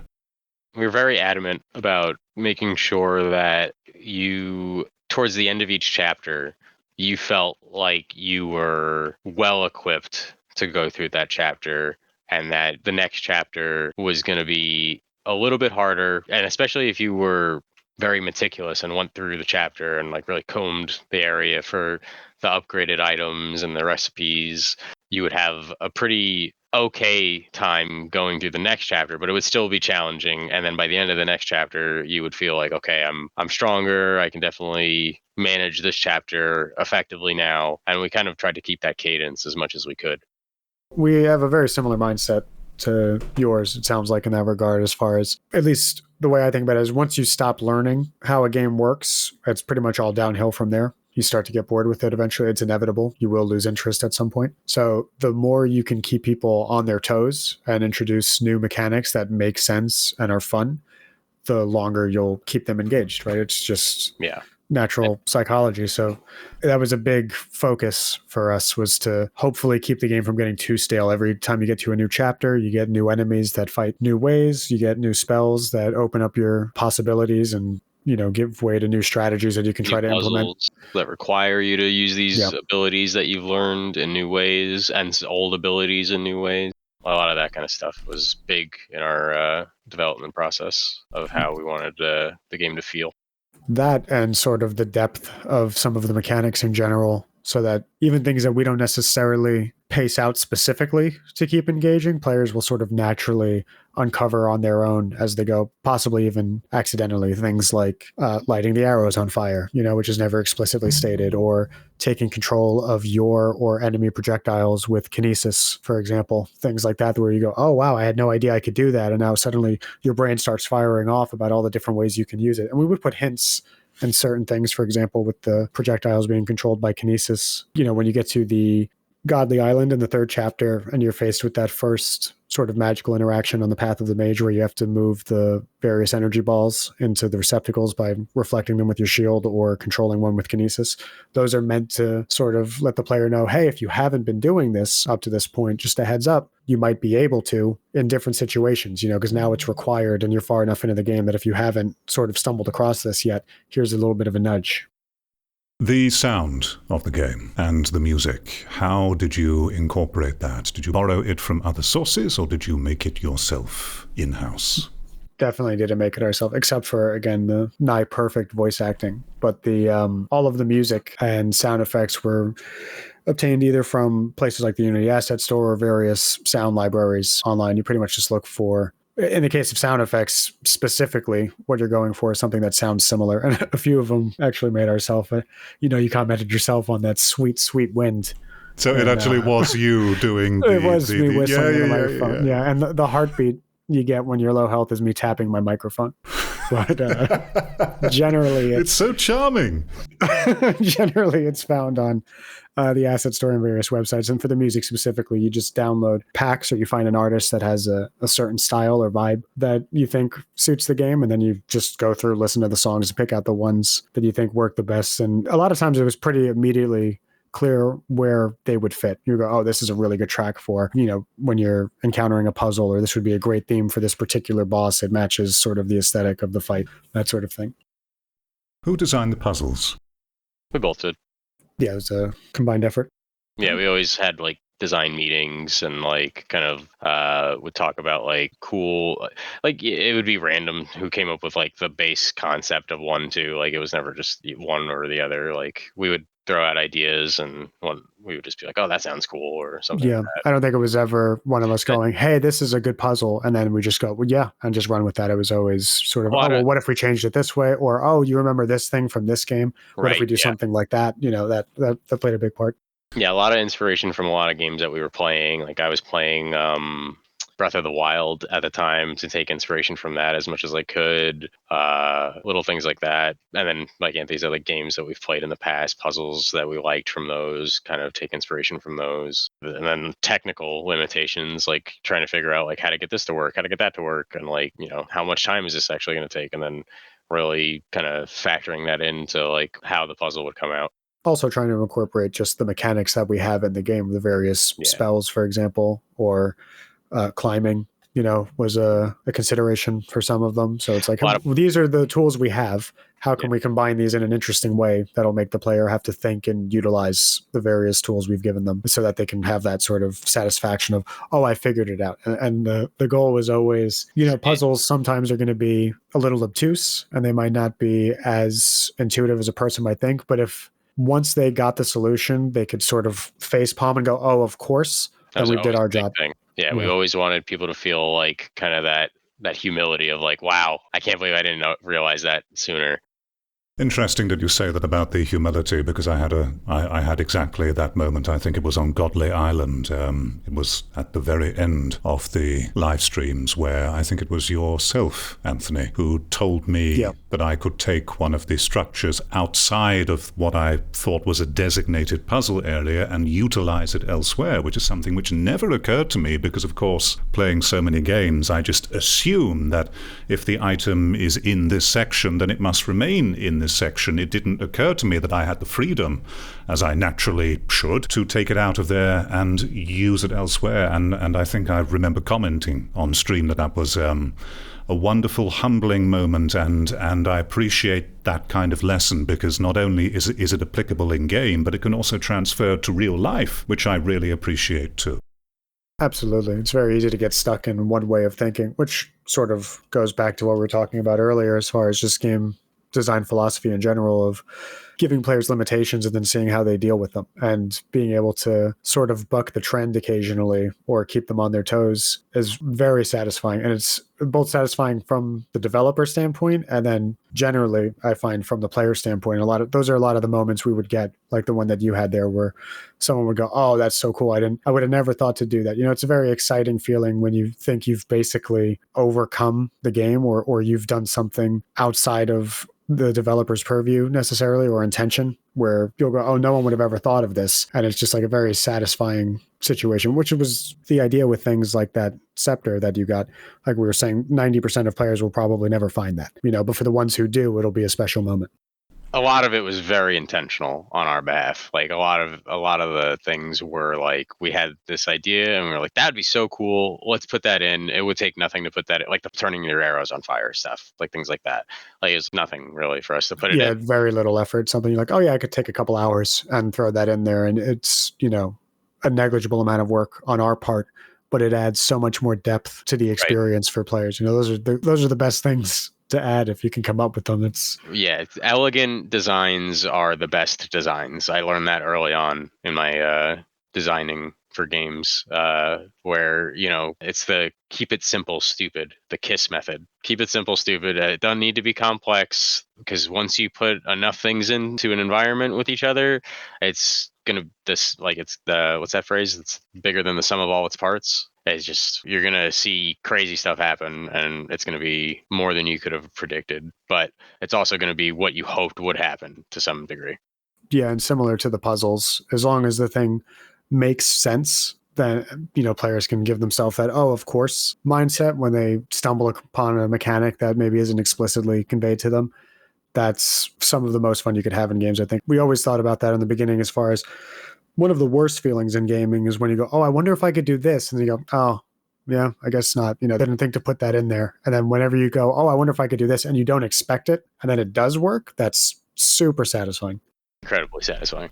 And even more poignant in VR, I think. A point I mentioned in a recent video, the high-quality VR list, is after playing Moss especially, I've come to believe even more so that when you put on the headset and when you realize that your physical body and how you move is now a valid input in the game, it sets a certain level of expectations that are beyond that of flat screen. And the, oh, I can do that moments are even more poignant and immersive in VR than they ever could be in flat screen, but even more vital too. I think that there are subconscious expectations there. You hope and you expect and that you want the world to react to you in those little ways, like putting the arrow over the fire, to convince you that it's more believable, that it's alive. And of course, you can't do that for everything, but it's incredibly important in order to justify the medium itself and to make it immersive and believable. Absolutely. Yeah, I totally agree. I think in VR, that freedom is both, again, everything's sort of a double-edged sword, right? It's like you're saying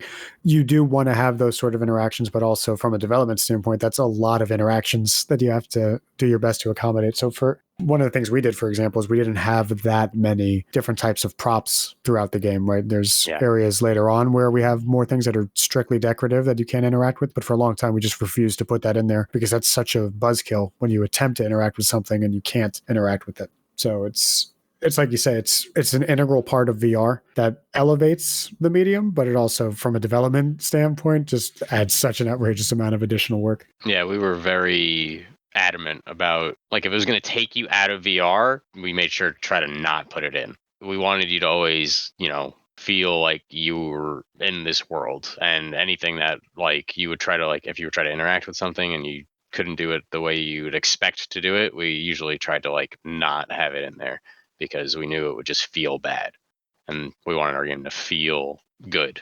That was a big motivator for making the game, I think, honestly, was, especially for anything, was we wanted it to feel good. This conversation with the both of you has confirmed something that I came to feel when going through Vengeful Rites during the live stream. You both seem like actual quite considerate, deep-thinking people, all in all, who observe human behavior and have a reasonable grasp on player psychology, at least. And going through your game, you really get a sense of that. You are challenged and kept on your toes in various considerate ways that you absolutely would not expect from the way that the game presents itself. Underneath all of that is an extremely well-considered, thoughtful, deep experience that you just don't expect. And talking to the both of you now has confirmed that a lot of the surprising depth is very much a deliberate thing that you consciously really put a lot of effort into. But again, you wouldn't necessarily guess that it's that kind of game based upon the presentation, which is a pity. But yeah, so I'm complimenting you and also saying to anyone who is listening to this, Don't judge a book by its cover. Yeah, exactly. Don't judge a book by its cover. There's a lot more going on than what the presentation would have you believe, for sure. Yeah, we definitely had the conscious mindset of like gameplay over graphics. Game can look amazing but play poorly and doesn't make it a good game. But if a game plays well and looks poorly, it's still a good game. Absolutely. And you nail, or do extremely well, the core VR interactions, which pretty much nearly always did the thing that I wanted them to do. They had various applications. They were varied in and of themselves, and that is still, I think, a rare treat to find in a significant, if not a majority portion of VR games, which again you would not expect from how the game generally looks. What other games did you make? The first one was a VR escape room game called Inescapable VR. That was how we got our bearings. And then after Vengeful Rites, I made a multiplayer VR bocce game called Bocce Time. I don't know if you're familiar with bocce or the name bocce. It's like lawn bowls, I think it's called in the UK.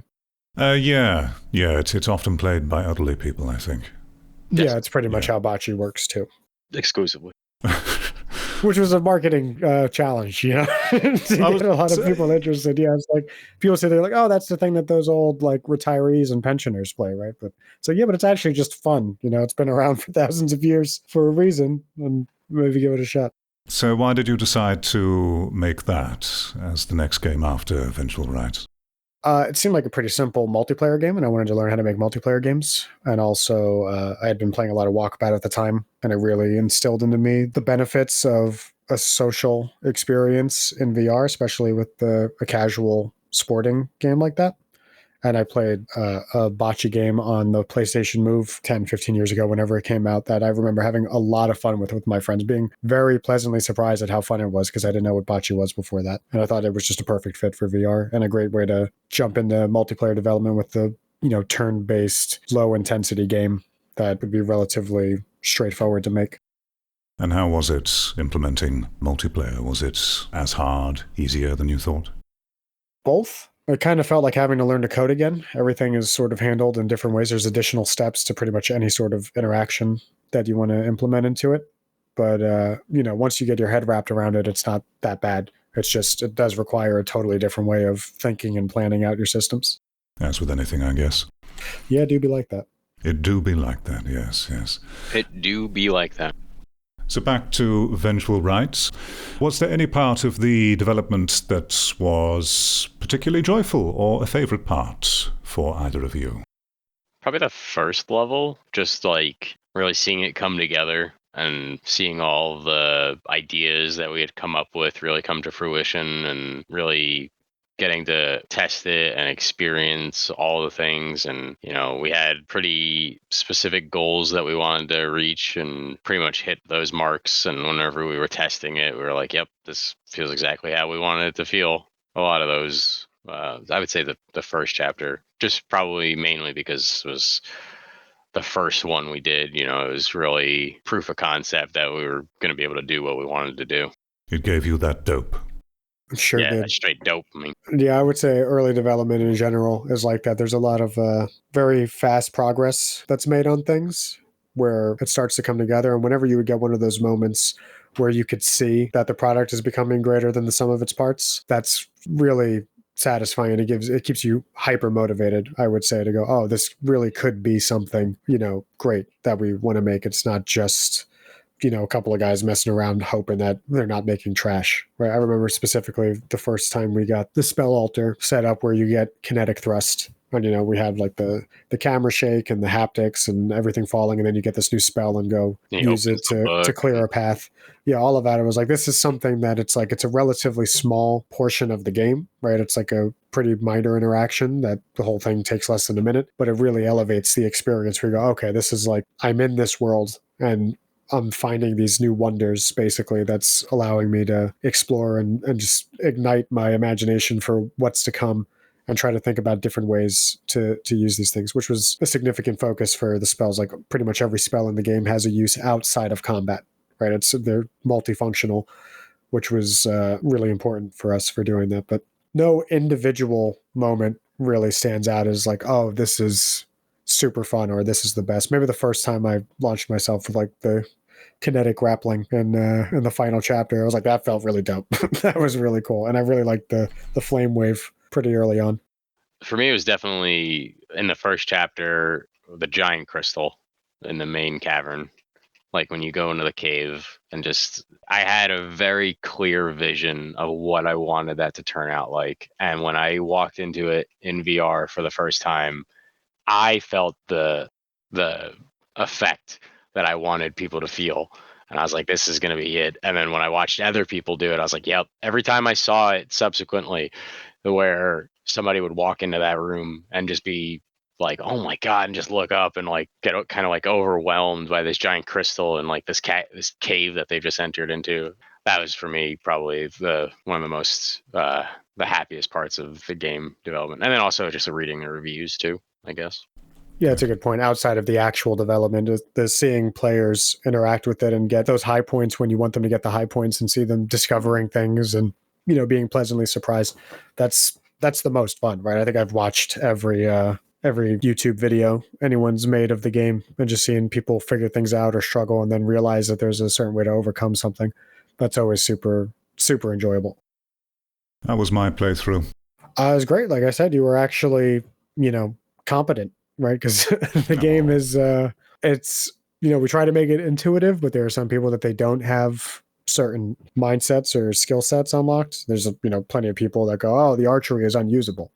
And I go, well, if, you know, you point the arrow and then it goes out in a straight line and gravity affects it, I feel like that's pretty straightforward and basically the way it's done universally in all VR games. But there's some people that insist that it's worthless. And then that for some of them, that sours the whole experience for them. I can't tell you how many people have said, well, actually, it's like one person, but there's a few people that have gone, oh, Sanctuary is like a worthless spell. And I go, that's literally the best spell in the game. It literally will just make it so you don't have to deal with ranged enemies while you're fighting melee enemies, or even while you're fighting the ranged enemies. You just throw it up and then shoot them with the bow. But if they're not comfortable with the bow or throwing fireballs, then they really hamstring themselves. Yeah, a lot of people will generally lean towards creating an imaginary barrier that they think this is useless, so they don't use it and get it in their own heads, basically, and make the game less enjoyable than it could be because they have deemed certain things, I'm not going to use that. Like, I think I remember one guy was like, I'm not going to use spells at all. And we're like, okay, well, good luck, because that's not going to work. Like, you can't just not use spells. Like, there's specific puzzles that require you to use spells, so... Yeah, and sort of a sidetrack thing about that. One of the things in the design philosophy we have for the game is that everything has a purpose. Like you don't throw anything in there willy-nilly. One of the things I feel like is a major flaw of a lot of VR games, because it's being made by a lot of indie devs like us that we're just so excited about the medium. We want to get everything in there. I think scrapping things is just as valuable as adding things, knowing what works and what doesn't. But I play a lot of games where they put all these mechanics in and none of them are really uniquely specialized for anything in particular. So they sort of become interchangeable, which is fine because it's kind of like you were saying where people go, oh, I want to play the way I want to play. So that works great. I'll just use anything here. But then it also basically removes skill from the game in a lot of ways where you don't have to go, well, this is the best way to handle this. And like you get that joy of knowing that you're being as efficient as possible or that you're doing something as well as possible and it's leading to an easier time or just the satisfaction of doing it well, right? So that's... So when people do that and it suits them, like it did for you in your playthrough, seeing you being able, you know, nail a bunch of targets with the bow or utilize the different magic and the swords and actually fight and parry and try to get good at it, like that's very satisfying watching people do that. And some people just never do it. And, you know, the game's not for them. If that's the case, that's how I look at it. With the casting of magic spells, needing gestures or twisting of the controllers, was that a reasonably easy thing to implement?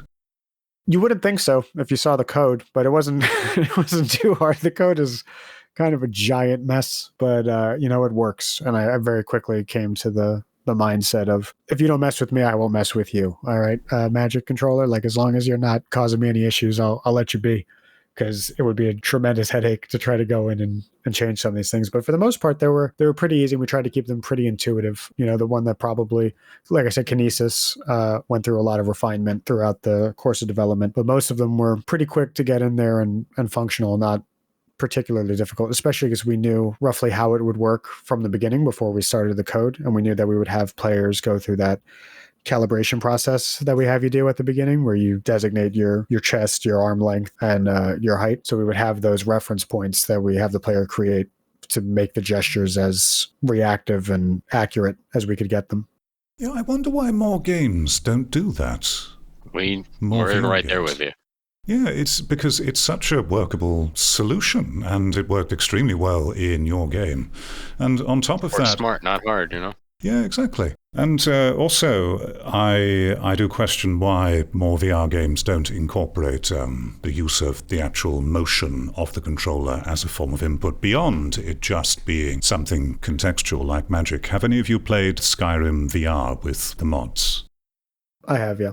Have I you played it without mods. Have you used a mod where you press and hold a button on the controller, and then whilst pressing and holding the button, you move your controller down or up or left to right in order to activate a particular input, which you can customize yourself? Did you try that mod? I don't think so. I might have seen it. I looked at a few of them, like Spell Siphon and a handful of others, but honestly, I don't have that much time in modded Skyrim, maybe like 40 hours. It is a bit of a pain in the ass, yeah. And it's the combat in Skyrim, even with all of the mods, is it's not really my cup of tea. It's like very quickly becomes, enemies are just health sponges. There's not like a skill that you continue to gain that makes you feel like you're getting better. It's just health bars and variables being adjusted, which takes a lot of the fun out of it for me. Agreed.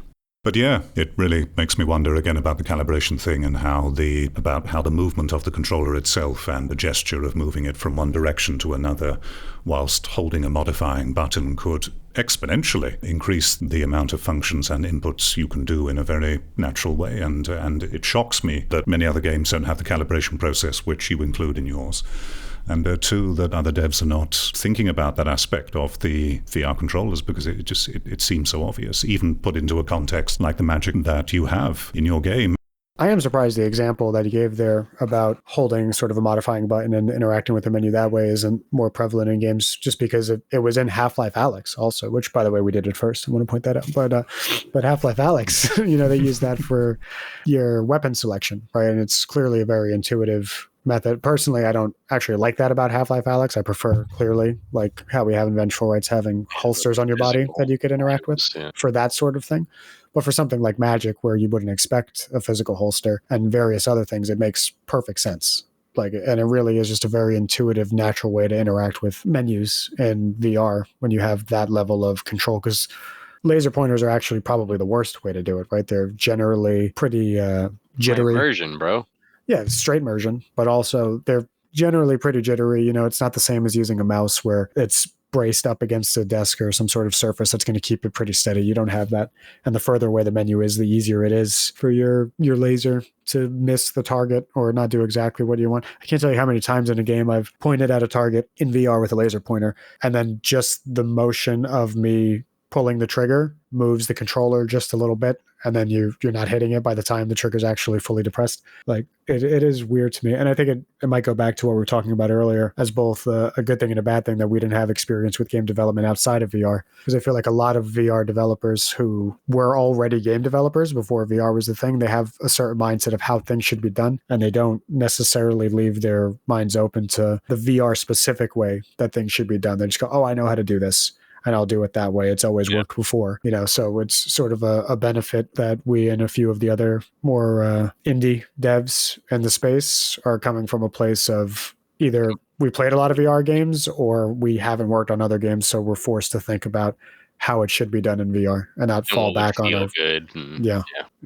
VR, it's all about how it feels. Like even more than a flat screen game, because like that's kind of like menus is a perfect example of like when you're interacting in a menu in like a flat screen game, it's kind of like you're pausing the game. And in VR, when you're so immersed, it feels like you're pausing reality. So it's jarring.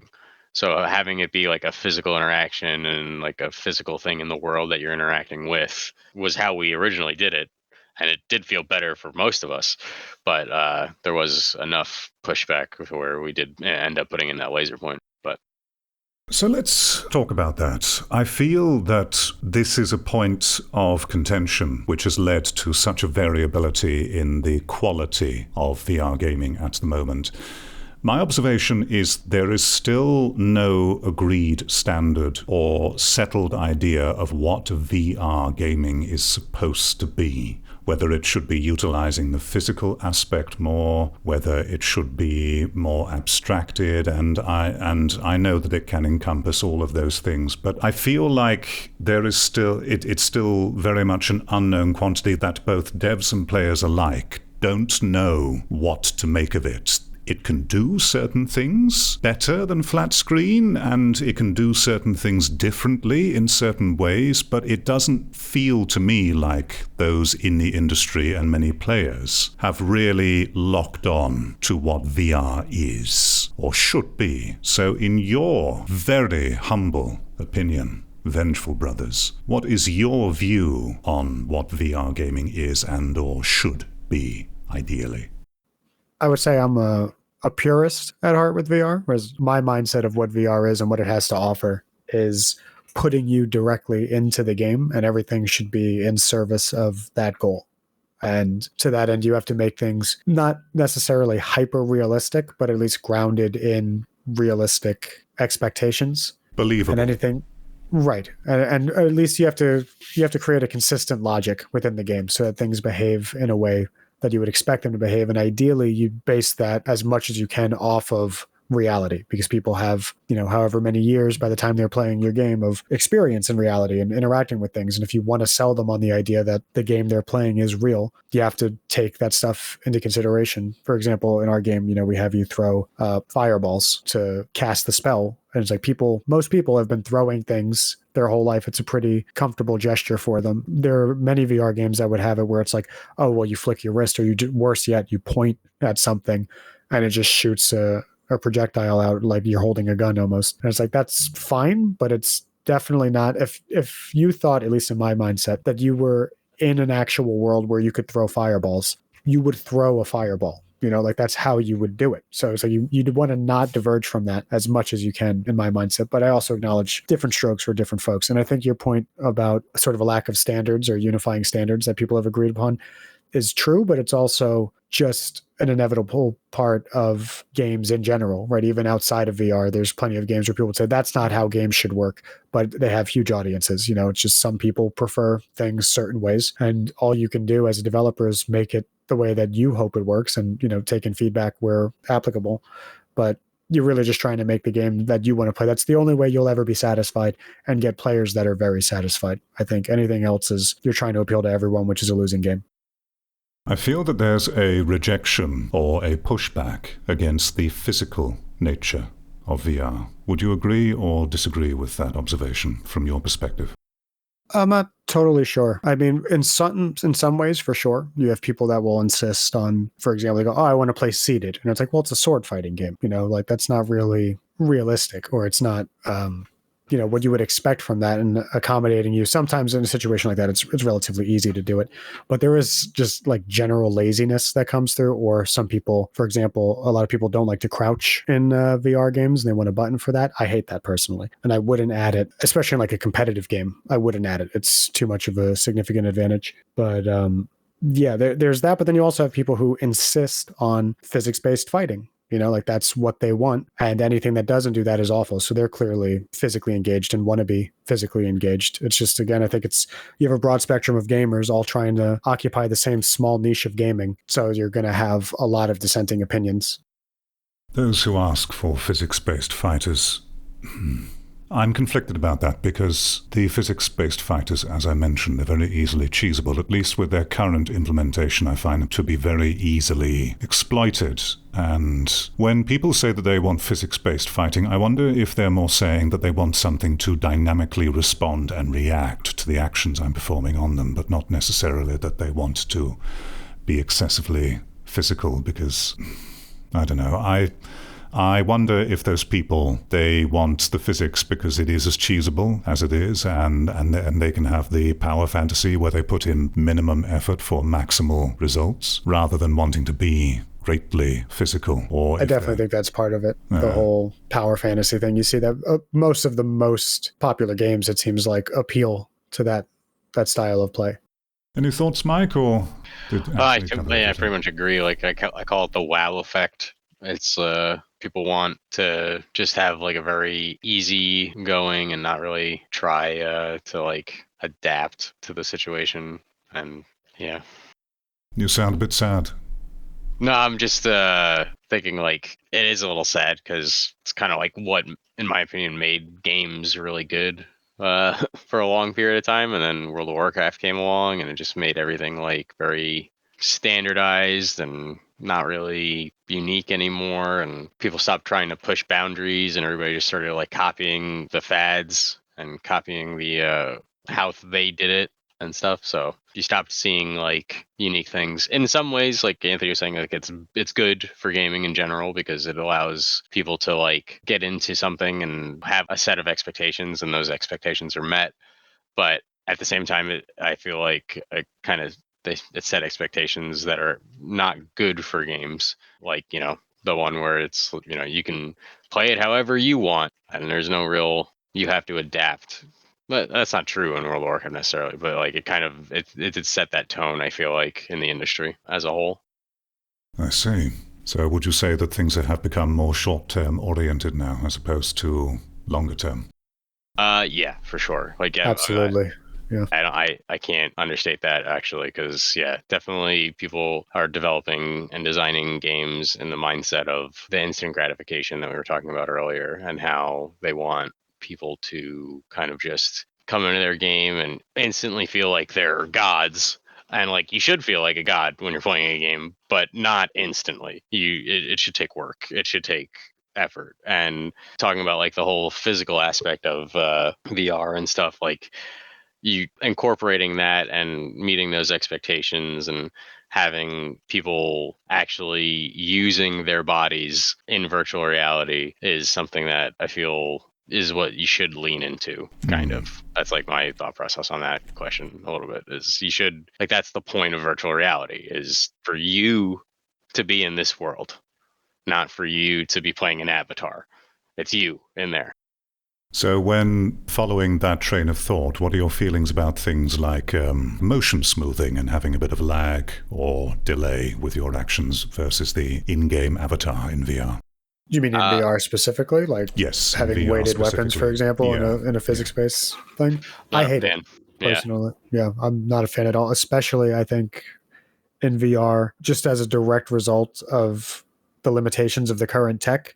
I think it's not a great experience. Clearly, plenty of people would disagree with me, as, like I said, things like Blade and Sorcerer are among the most popular games in VR. But I personally hate that when you go to swing your sword, for example, and it gets stuck on a wall that you can't see because you have a narrow field of view, and then you can't feel it because you don't have an exoskeleton or anything acting on your actual body. And then you get your hand there and you find that your wrist in the game is completely spun around a different way, and there's a weapon stuck on a wall or a chain or your own body sometimes.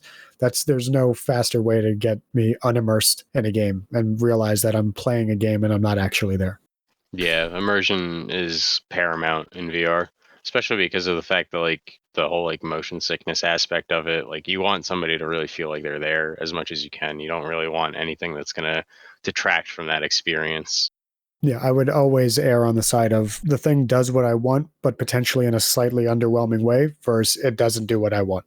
I stop the game immediately if it's not doing what it should be doing from like a reasonable standpoint, right? It's sort of going back to what we're saying. Well, like someone said, I should be able to stab. And then we go, well, you can, but you have to do it within the rules of the game, right? But if something's doing something clearly that's not intended, they don't want that to be happening to you, like your wrist spinning and your weapon getting stuck on your own body. It's pretty clear that's just jank and gonna impact the experience exclusively in a negative way. Right, exactly. And like having your weapon just phase into a wall as opposed to like it getting caught on the wall. The amount of jank that comes from like the physics engine trying to figure out like and updating every time you move your hand, even the slightest bit. And it's just all these things makes it feel and look more jank, which is just going to take you out of the experience, which you don't want as a game developer when you're designing a game. Yeah, there's a lot of Designing a game. approximation going on behind the scenes to try and make things that are, for example, physics-based behave in a way that you expect them to, and you really just don't have enough input or output, I think, to make that as close to one-to-one as possible. So I would always err on the side of, well, just do the thing I'm doing then. I'd rather my sword go through the wall and go where I'm trying to put it than have these things that I can't really see or feel prevent me from doing what my intention is. The intention is going to be the most important thing. Right. Yeah. You always want people to just feel like they're in that world, and anything that's gonna take them out of that is just, you don't want it. You don't want to have that in there because it's just not a good feeling. It feels jarring, and another word. I'm trying to think for another word, but I'm losing it here. But yeah, anything that's like jarring and really, which a lot of those physics-based games, in my opinion, are very jarring. Like, because there's no. Because they're janky. Very janky. Yeah, they're janky. There's no, like, you grab somebody by the head and then their body just completely goes limp. Yeah, they go ragdoll. Yeah. But it's sort of unavoidable. And it's, you got to give credit where it's due, at least to the people willing to take the chance. Like the guy who made Blade and Sorcery, unfortunately for him, it worked out. It's done really well for him. But it's also, I would never make that game. But I'm glad somebody is. They're pushing the boundaries. They're figuring out what works, what doesn't work. But I would just go, it's too much jank for my liking, personally. The situation that you described about a weapon being stuck on the environment and your wrist twisting around, how does that connect with the weighted weapon aspect of things, though, or motion smoothing? Just still that additional disconnect. That's like the example I'm giving is like the extreme thing that generally happens in systems that use that. But when my hand is a foot away from my hand in the game, right, you have proprioception, right? You can tell where your body parts are without seeing them. And when the game is not doing that, it's a constant reminder that you're playing a game and that you're not actually the person there swinging that sword. You're not there doing that. Right. So that's it. It kills the immersion. For me, for some people, obviously, they would disagree and they would say that it actually adds to the immersion, just that physical interaction with the world. It makes it more realistic to them. But I can't get over that disconnect of going, this isn't doing what I feel is happening. And that takes me out of it completely.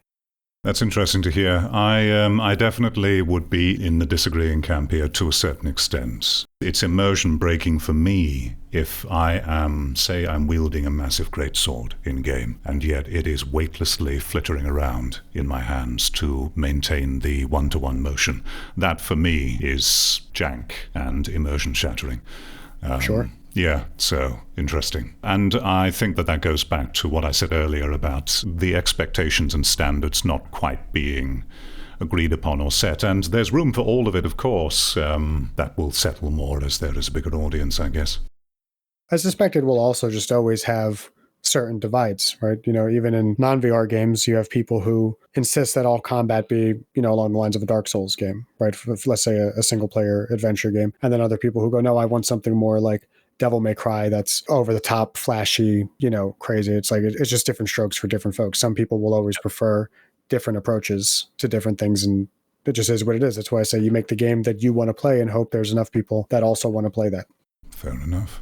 And just different culture, actually provides insight into that too. Like, certain cultures prefer certain game mechanics over other cultures, and that's just based off of their traditions and how they're taught and stuff like that.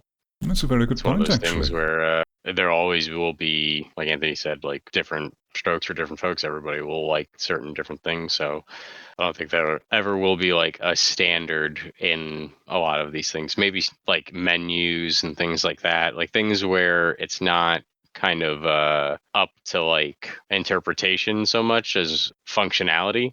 Those things might become more standardized, but combat in any game will have the developer's flair on it.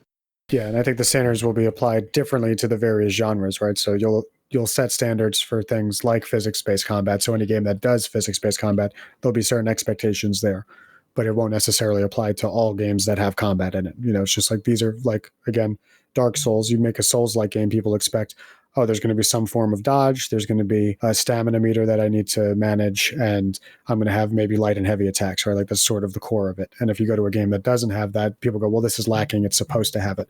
But if you go to a game that doesn't have a stamina meter and it isn't meant to be something like a Souls game, you're not going to knock it for not having that. It's clearly doing something different. It would seem that in its current inception, VR is sort of doomed to have a lot more contention as to what can and shouldn't be done compared to flat screen, because there's so much more variability when it comes to putting one's own body into a game versus a standardized control pad or keyboard and mouse, where the amount of effort put in is fairly similar and it's binary, of course. It's natural, I guess, just like with any sport that we go into. There's a huge amount of variability with our physical fitness and size and strength and shape and so on and so forth, and these are real factors that are going to have to be considered with VR input in its current form, and that will make things more complicated. Yeah, and I think ultimately that's a good thing, right? It's people are trying different things, finding what works best for them and for their players. Because you don't want everything to necessarily become standardized too quickly. And then sort of like we were saying, every game is basically a reskin of the game that it was inspired by. So I'm optimistic about the outcome as a result of it. And it sort of goes back to what you were saying when we were talking about AI generated games of, you want to be surprised from time to time. So it's nice to not know how something will work necessarily and then go, oh, this is a very clever implementation that I wouldn't have expected. Things like Gorilla Tag and Underdogs comes to mind. You know, those weren't standards until those guys made them standards and now created really unique and endearing experiences for people. I think that VR is always going to be much more sensitive, not only to how things are designed for it, but very much to the attitude of society in the moment towards physicality and health, and whether that society is living in a state where passivity is more dominant and expected versus being active is going to have a much more dramatic effect on the perception and success compared to flat screen, where again you have the standardized input. And I do feel somewhat that VR's struggling to find its feet at the moment is because of there being quite a divide in the expectations and general inclination towards wanting to move and how much they should move when playing a game. Yeah, I agree. People, they want different things out of their games. A lot of people just want to veg out when they play a game and not really put too much effort in. And then other people, some people, VR is all the exercise they get. They're not averse at all to building up a sweat when they're playing a game. But for other people, it's a complete deal breaker. So it kind of is just the nature of the beast, Yeah, I think at the moment, Western society is not too keen on being more physical, and VR is suffering as a result. Would you say that, would you agree with that observation? I think so. Leisure activities are typically considered to be more passive, less active by most Western civilization. So, yeah, I would agree with that. I think, specifically America, and I'm sure it applies to most of the Western world, at least. A lot of kids nowadays grow up, they're immediately handed an iPad and become addicted to screens, and they're far less inclined to go out and play team sports, for example. So I think people in our age bracket, right, I think we're all roughly 35. Yeah. We grew up with more of an emphasis on outdoor activity and going and playing sports or whatever it might be. We did like skating and skateboarding, played hockey, various things, played football with our friends, that kind of stuff. So we always looked forward to the idea of VR being a very active medium. When things like the Kinect and the PlayStation Move were coming out and they were showing the possibility of games where you're in the game, that was a very exciting prospect to us. And I think most kids nowadays, maybe not most of them, but certainly far more of them, are generally lazier, right? They're no fault of their own. That's just what they've been grown up with. And they don't look for that the same way that people from our generation might. The thing is, though, I think that it's a general human universal that we are engaged and happier people when we are more active, but we have lost a sense of that benefit. I really think it's a universal thing, irrespective of culture, unless we have an ailment of sorts, that physical activity, moving around more, and what that promotes for us physiologically and biologically and psychologically is a desirable thing for us. but we have lost a sense of how beneficial being more active and physical can be. You compare our generation to the kids, and I completely agree with your observations. But at the same time, whilst the kids may prefer that through, or the younger ones may prefer that through no fault of their own, I don't think that the benefits mentally and physically, obviously, through being more active in general have changed throughout most of human history. But yet we are not encouraging or espousing that anymore, whereas if we did, and the kids were introduced, or the younger or the other gen were introduced more into that, well, we'd be better off as a society for sure. And I agree. I think it's sort of a sign that humanity has lost its way, because the benefits are undeniable. Anyone who's ever done you go for a run, you'll feel great afterwards. You'll have endorphins more than you know what to do with. But kids, they don't develop that early on, and they just associate it with, getting hot and sweaty and dirty. And, especially if they don't get the joy of it, that things like team sports really instill into people, or any sport in general, just going out there competing, feeling that sense of satisfaction and accomplishment that goes along with things like getting hot and sweaty, then it's a lot easier for them to just focus on the quicker, easier highs of, getting a headshot in a video game that took no physical effort, really. I knew you were a deep thinker, Anthony, just like I asked you on stream and you evaded the question. I knew it. It's all about dopamine. Let me get that dopamine, I mean. Yeah, it's all about the dopamine drip. All about that dope. And that's what current society is providing. We are providing a constant dopamine drip. And it's one of those things where until people understand that it's happening and like that we're addicted to the dopamine drip, we won't, first step is admittance, admitting you got a problem. So but why think about it when you can just swipe up and see another TikTok? No, I'm right there. I'm addicted to YouTube Shorts all the time, but it also makes you feel dirty after. It really does. I hope that is a universal thing, because, certainly, like I said, our generation, I also feel like, God, I'm just wasting so much time right now when I'm doing that. Yeah. And I hope that that's something that the younger generation also feels, and that they don't just take it as, normal, that you're supposed to be doing that. There's nothing wrong with it. I hope so too.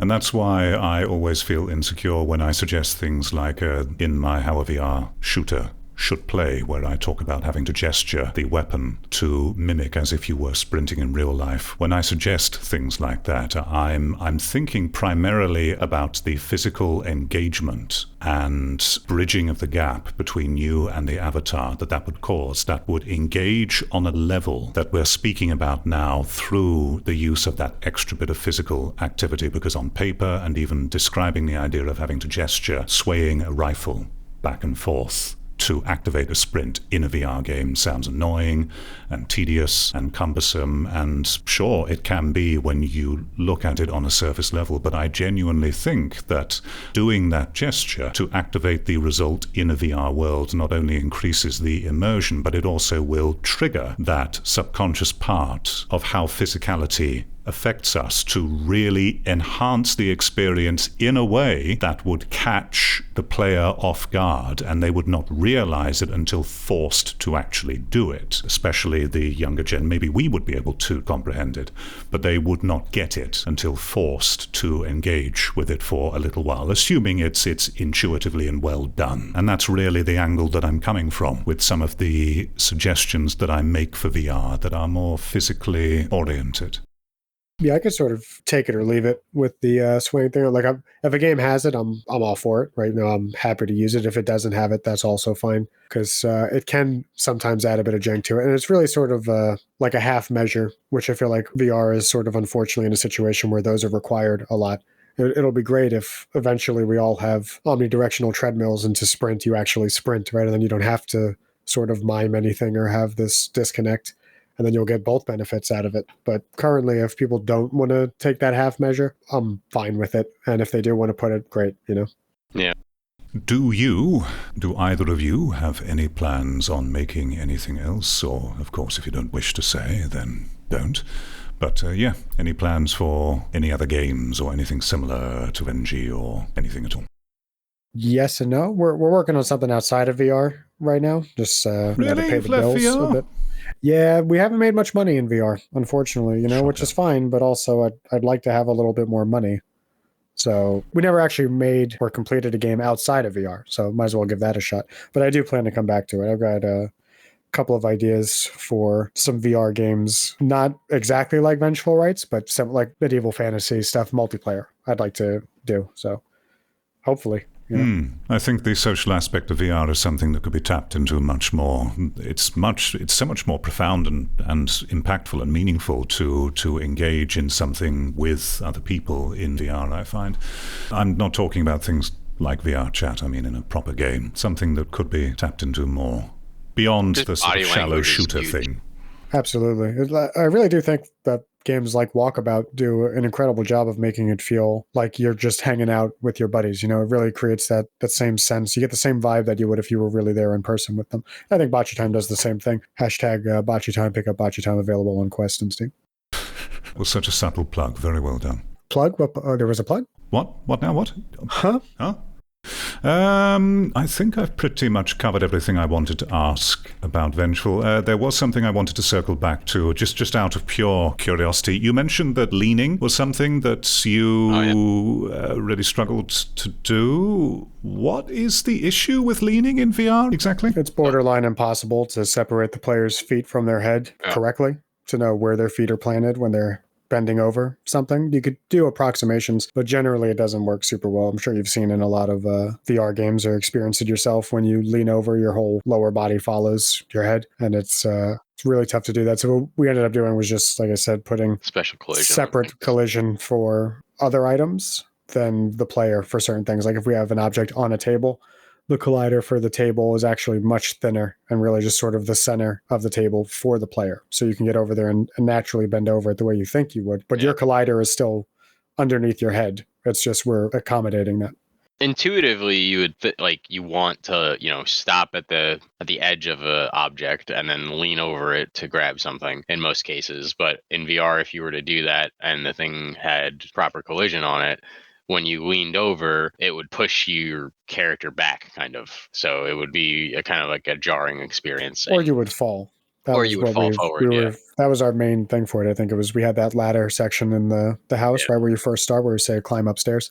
And for a lot of people, you might want to go up there and then look over the ledge to look down. But if you do that in pretty much every VR game, you just start falling over the ledge, right? It doesn't keep your feet fall where you out have of the them. window, basically. Yeah. So we put a lot of thought into trying to work around that, but just accept it as one of those limitations for now. Yeah, we realized you can't really do it without having some method of a point of reference for the feet, and you really or at can't least have the waist. an accurate waist like or the belt feet. would be good. Yeah, but you really can't have a accurate point of reference for those without another tracker. So you can do your best to approximate it, but it'll never work perfectly in all situations. It might be an overall benefit, but it's still going to cause issues. So sort of just a limitation of the tech at the moment. But wouldn't the calibration that you do, where you have to put your hand by your waist, sort of act as a contact point? No, not really. That sort of just gives you the height of your waist. It wouldn't necessarily, because it's borderline impossible to know. Is still always based off of the. We really only can track your head and controllers, right? So, for example, how would we know if you were standing with your feet planted and bent over completely, like bowing, versus, for example, crouching and lunging forward a little bit? Your head and hands are doing the same thing. We'd have to try to intuit it, and we would inevitably get it wrong sometimes because there's no perfect way to do it unless you know for sure where the waist is or the feet. Right. And is that because the player themselves is actually a capsule or some kind of solid shape that you're sliding around, which is based upon the position of the headset, right? Yeah, that's generally how it works. And we thought about doing things like trying to break it up into different parts and maybe having like one part lag behind the other. Like you have a lower body capsule and an upper body capsule and then do what you can. But like I said, there's really no way to know that your waist is supposed to stay in the same spot and that you're not lunging forward, for example, or crouching and doing something. It's just, you could do your best to approximate it and guess, but it's never going to be 100% correct, which I think is obvious to anyone who's ever seen IK in a game. Right. It's doing its best, but it's never perfect. And it's one of those things we spent time working on it, it was something that we knew was probably not going to be worth really working on. And then once we realized, like, okay, this is really not going to be possible, we just kind of we made the decision. All right, well, cut it. We don't need it. It's not really super necessary. We can work around it, and so we just just keep it in mind going forward that that's a limitation and design accordingly. So when you move your character with the controller, you're essentially moving the headset around like a, Could it not be made, and I'm just asking this out of curiosity and out of ignorance too, so do bear with me. Could it not be done where if you move the thumbstick forward, it doesn't move your headset, but instead it moves the legs, so that your upper body, the leaning and stuff, is oriented by the headset, and maybe there can be a contact point around the waist that's done via calibration, and then the legs sort of will drag the upper body along, freeing them both up. Is that something feasible, or? You see what we're talking about? It's fun to try to brainstorm here and go, well, I wonder how you can do it. But yes and no, not really. You'd have to completely decouple player movement in the world from the stick, or similarly to how Half-Life Alyx does it, for example, where if you play Half-Life Alyx, if you test it, you can walk over a ledge and you don't start falling immediately, right? There's sort of a grace period that it goes with, which is like, that would probably be the closest you could get to allowing a player to move their head and body independently from their sort of in-game character. But that also has, implications for gameplay of being able to abuse certain systems, for example, or, walk through walls, like various things that arise as a result of that kind of approach. So, if someone figures it out, I'll be the first to, stand up and applaud, but we gave it a fair amount of thought and could not come up with something that's going to be perfect in all situations, right? Which is, if you can't do that, scrap it, basically, in my mindset. Same. It's not going to feel good, so it's not worth putting in. Especially for something as insignificant, really, as being able to lean slightly over something. Like, it's not a key aspect of the gameplay and just about anything, unless you're making a game specifically about that, in which case, Godspeed. Yeah, true. I guess that leaning, or the act of being able to independently control the upper body by leaning the headset around and it acting accordingly, would sort of also leak into avatars in VR being less jank, or maybe being more versatile. So while the actual action itself is not particularly useful, in multiplayer games especially, the avatars, some, not all, can look very, very jank, and and I wonder if being able to solve those things would fix some of that jank. But I'm indulging myself. I think the only thing we ever came up with that sort of would work 100% of the time is to have something like a dedicated button to plant your feet, for example, which is not super intuitive, but you go, hey, if I'm holding this and I move, know that my body hasn't actually moved, or don't let the player model move. Basically deactivate collision for the moment. Well, could that not be the case by simply not using virtual movement? So when you're not deflecting the thumbstick and not moving in-game, then that could act as a planting by itself, because... Sure, you could. That's effectively, like we said, what Half-Life Alyx does, right? It decouples you momentarily, but eventually it has to catch up. Otherwise, it leads to exploiting the gameplay, basically. You're deactivating your collision, so you potentially walk through obstacles you're not supposed to be able to get to, or you stay off of a navigation path because you're floating above floor that isn't there, that sort of thing. Cool. Well, thank you for indulging my curiosity there. It's a fun thought experiment, to try to figure out how these various things can be tackled. It's honestly the main fun of development, as far as I'm concerned. Yeah, I really enjoy thinking about that stuff too, even though I have no means of actually testing it myself. But I always think about that stuff with VR. So as with every other interview I've done, I do indulge myself a touch there with these conversations. It's probably the most fun and the most annoying part of VR, or development in general. I can see that, Is that, like trying to figure out like how to get something to work, and like what are your options to get it to work, and then deciding what option to go with, and then the implementing of that option, and then maybe that doesn't work, maybe you have to do it a little bit different. So it's like, it's fun until you hit too many walls, and then it starts to get annoying a little bit. For me, that's only if the walls are sort of artificial, or because of some sort of software that you're using, it's not capable of it. But I sort of think the same way of development as I do of actually playing games, insofar as creativity thrives under limitations, right? So when you can't do something a way that you expect to do it and you're forced to figure out a new way to do it, you get that same level of satisfaction as a developer as you would get from playing a game where you're forced to think outside the box and come up with a particularly novel way to accomplish something, especially because a lot of game development is basically tricking the player, right? It's all smoke and mirrors. You're just trying to give them the experience they expect without necessarily showing them how the sausage is made. Very, very much agree. Sure. Okay. Was there anything that you would like to mention or speak about in regards to your games, yourselves? Anything that I haven't covered that you would like to say? Yeah, I mean, I guess there's the usual thing of like, what would we have done better, right? It's a pretty typical question that we get, like if we knew how to, or what would we go back and change? There's a few little things like that, nothing too significant. Certain boss mechanics, and yeah, some things with graphics, things that we could have taught the player a little bit earlier instead of having them have to figure it out in like a relatively stressful environment, like in a boss fight. But that's part of the growing process of development, where we would do it differently now, but at the time we pretty much just didn't know any better, or we just couldn't come up with a way to do it, Without meaning to ask, Kiss, I think, we will think that about anything that we create. But for your general first attempt at a VR game, a new medium, a new input method, for the time that you took, the conditions that you did it under, you did an excellent job. Thank you. I mean, we're pretty proud of it. Yeah, you absolutely should be. I mean that very sincerely too. Particularly with the core input itself of the sword fighting and the spells and all of the stuff involved with that. It surpasses many other games. Seriously, it does. And you should be proud of that. Excellent job. Thank you. That was the goal. And I would say your goal was fairly achieved. Voice acting, Nailed it. I don't know what you're talking about. Nah, nailed it, yeah. Yeah, that's a strange take. I don't think I've heard that one before. Literally been Not everyone can have those turn the golden award pipes. down. We're working with what we've got here, Mr. V. Yeah. We don't all have your glorious tone. I know. You're not all as blessed as me. By the way, It must be rough for you. It is very tough. It is. But I find a way to live with it day by day. Which one of you did the voice for the skeleton necromancer, the one where it goes, "You will rise from the flame"? Who did that? Rise and defend the flame. That was me. Yep. Yeah, that one is really stuck with me. Yeah, it's great. It's great. Honestly, that voice line will play in my head randomly sometimes, and it always makes me smile. It genuinely does.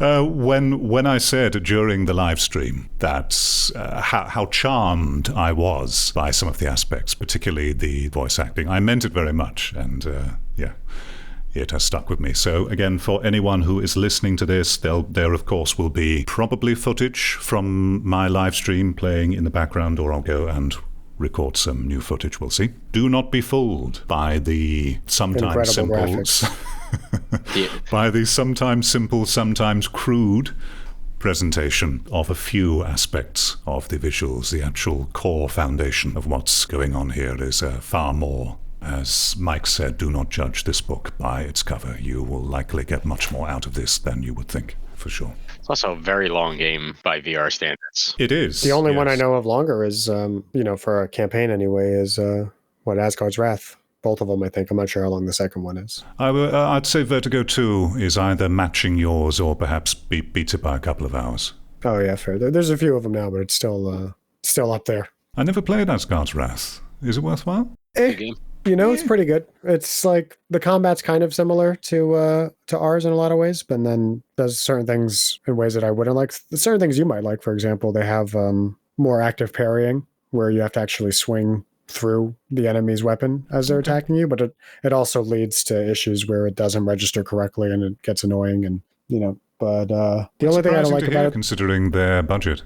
Yeah. I mean, well, I think it's more of just expectation versus what happens. It's not so much like their weapon goes through you or anything. It's like, oh, well, it didn't register that you were actually doing it that time. You didn't meet the velocity threshold, and that stuff is a little obtuse or obfuscated. So it's hard to know for sure what happened, why it didn't go through. But that was mostly fine. The thing that turned me off of it is it's a lot of sort of like God of War, where you just get these arenas that you end up in. It's like, hey, you're locked in here now. It's wave after wave of enemy. that to me sort of pulls me out of it. I much more like a natural feeling environment where I can see the enemies ahead of time and, tactically approach the engagement rather than just going, hey, you're dropped in here now. And it's basically like a mini game and just a series of that. Gotcha. Oh, one thing I did forget to ask. It's a cliche question. Any favorite VR game, excluding your own, of course? Any particular VR games that you're playing or that have really resonated with you that you like very, very, very, very much? I pretty much just stick to sport games. No, I play a lot of like Golf Plus and walkabout, mini golf, that kind of thing. The more social stuff that I play with my buddies. I haven't really played a single player VR game in a while that I've been like really taken with. Fair enough. And you, Mike? I have not really played any VR games in What? quite a while. Yeah. After we moved and like I set up my room and stuff like that, like there just hasn't been any VR games that have really like, damn, I really need to play that. Except for Half-Life Alyx. Probably Half-Life Alyx is my favorite one after Vengeful Rites. This is one of the issues with VR, and I feel a similar way too, is that there isn't really, at least for, I think for our gen, maybe the younger ones are more accepting, but there just isn't really much going on, and it's such a pity. It really is. Yeah, like I'm a big fan of multiplayer games, and like Onward was a really good one that I enjoyed, but then they started like stripping things out of Onward and kind of making it less enjoyable. It's actually come around nowadays.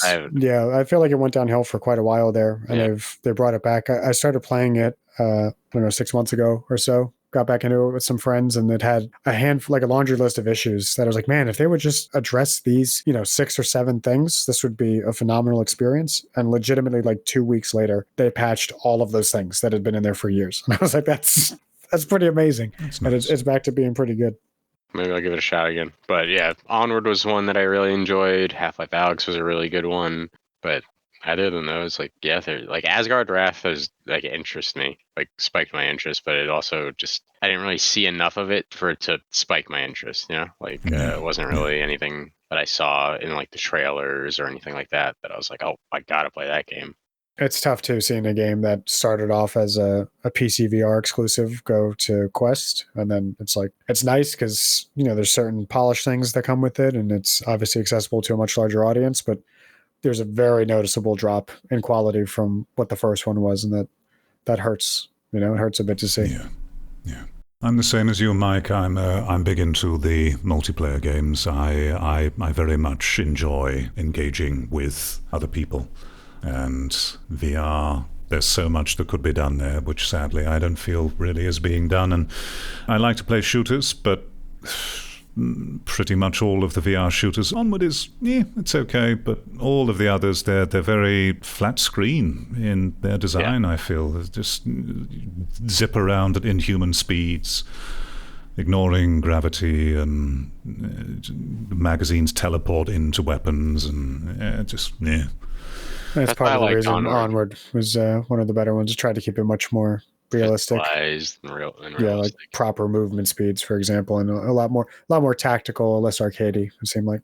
Yeah, there's room for both, of course. I just think that VR is oversaturated with sort of arcadey, flat screen, fast-paced, shallow designs. I really hope that Anton, the maker of H3 VR, I really, really hope that he can take his entire weapon system and all the physics and the detail involved and put it into like a Unity store package, which other devs can download, and then put that weapon system into a proper game with context and multiplayer, especially. I would love to see that. So much work into that. Oh, he's a maniac. I think he's still doing it. Yeah, he is. For a long time, I haven't visited Reddit in a while. It's become a cesspool, but I frequented it very often, the VR subreddits, for years. And every week for years, he would go, here's my new devlog, and here's all the things I've done. Here's what I'm planning to do next. Like clockwork. I mean, for like 7 years. 7 to 8 years now. Yeah, he does not stop. Yeah, you got to respect it. I do. I respect it, but it's also annoying at the same time that no other dev has even tried to do anything similar to what he's done there. And what he's done is so revered and liked by players.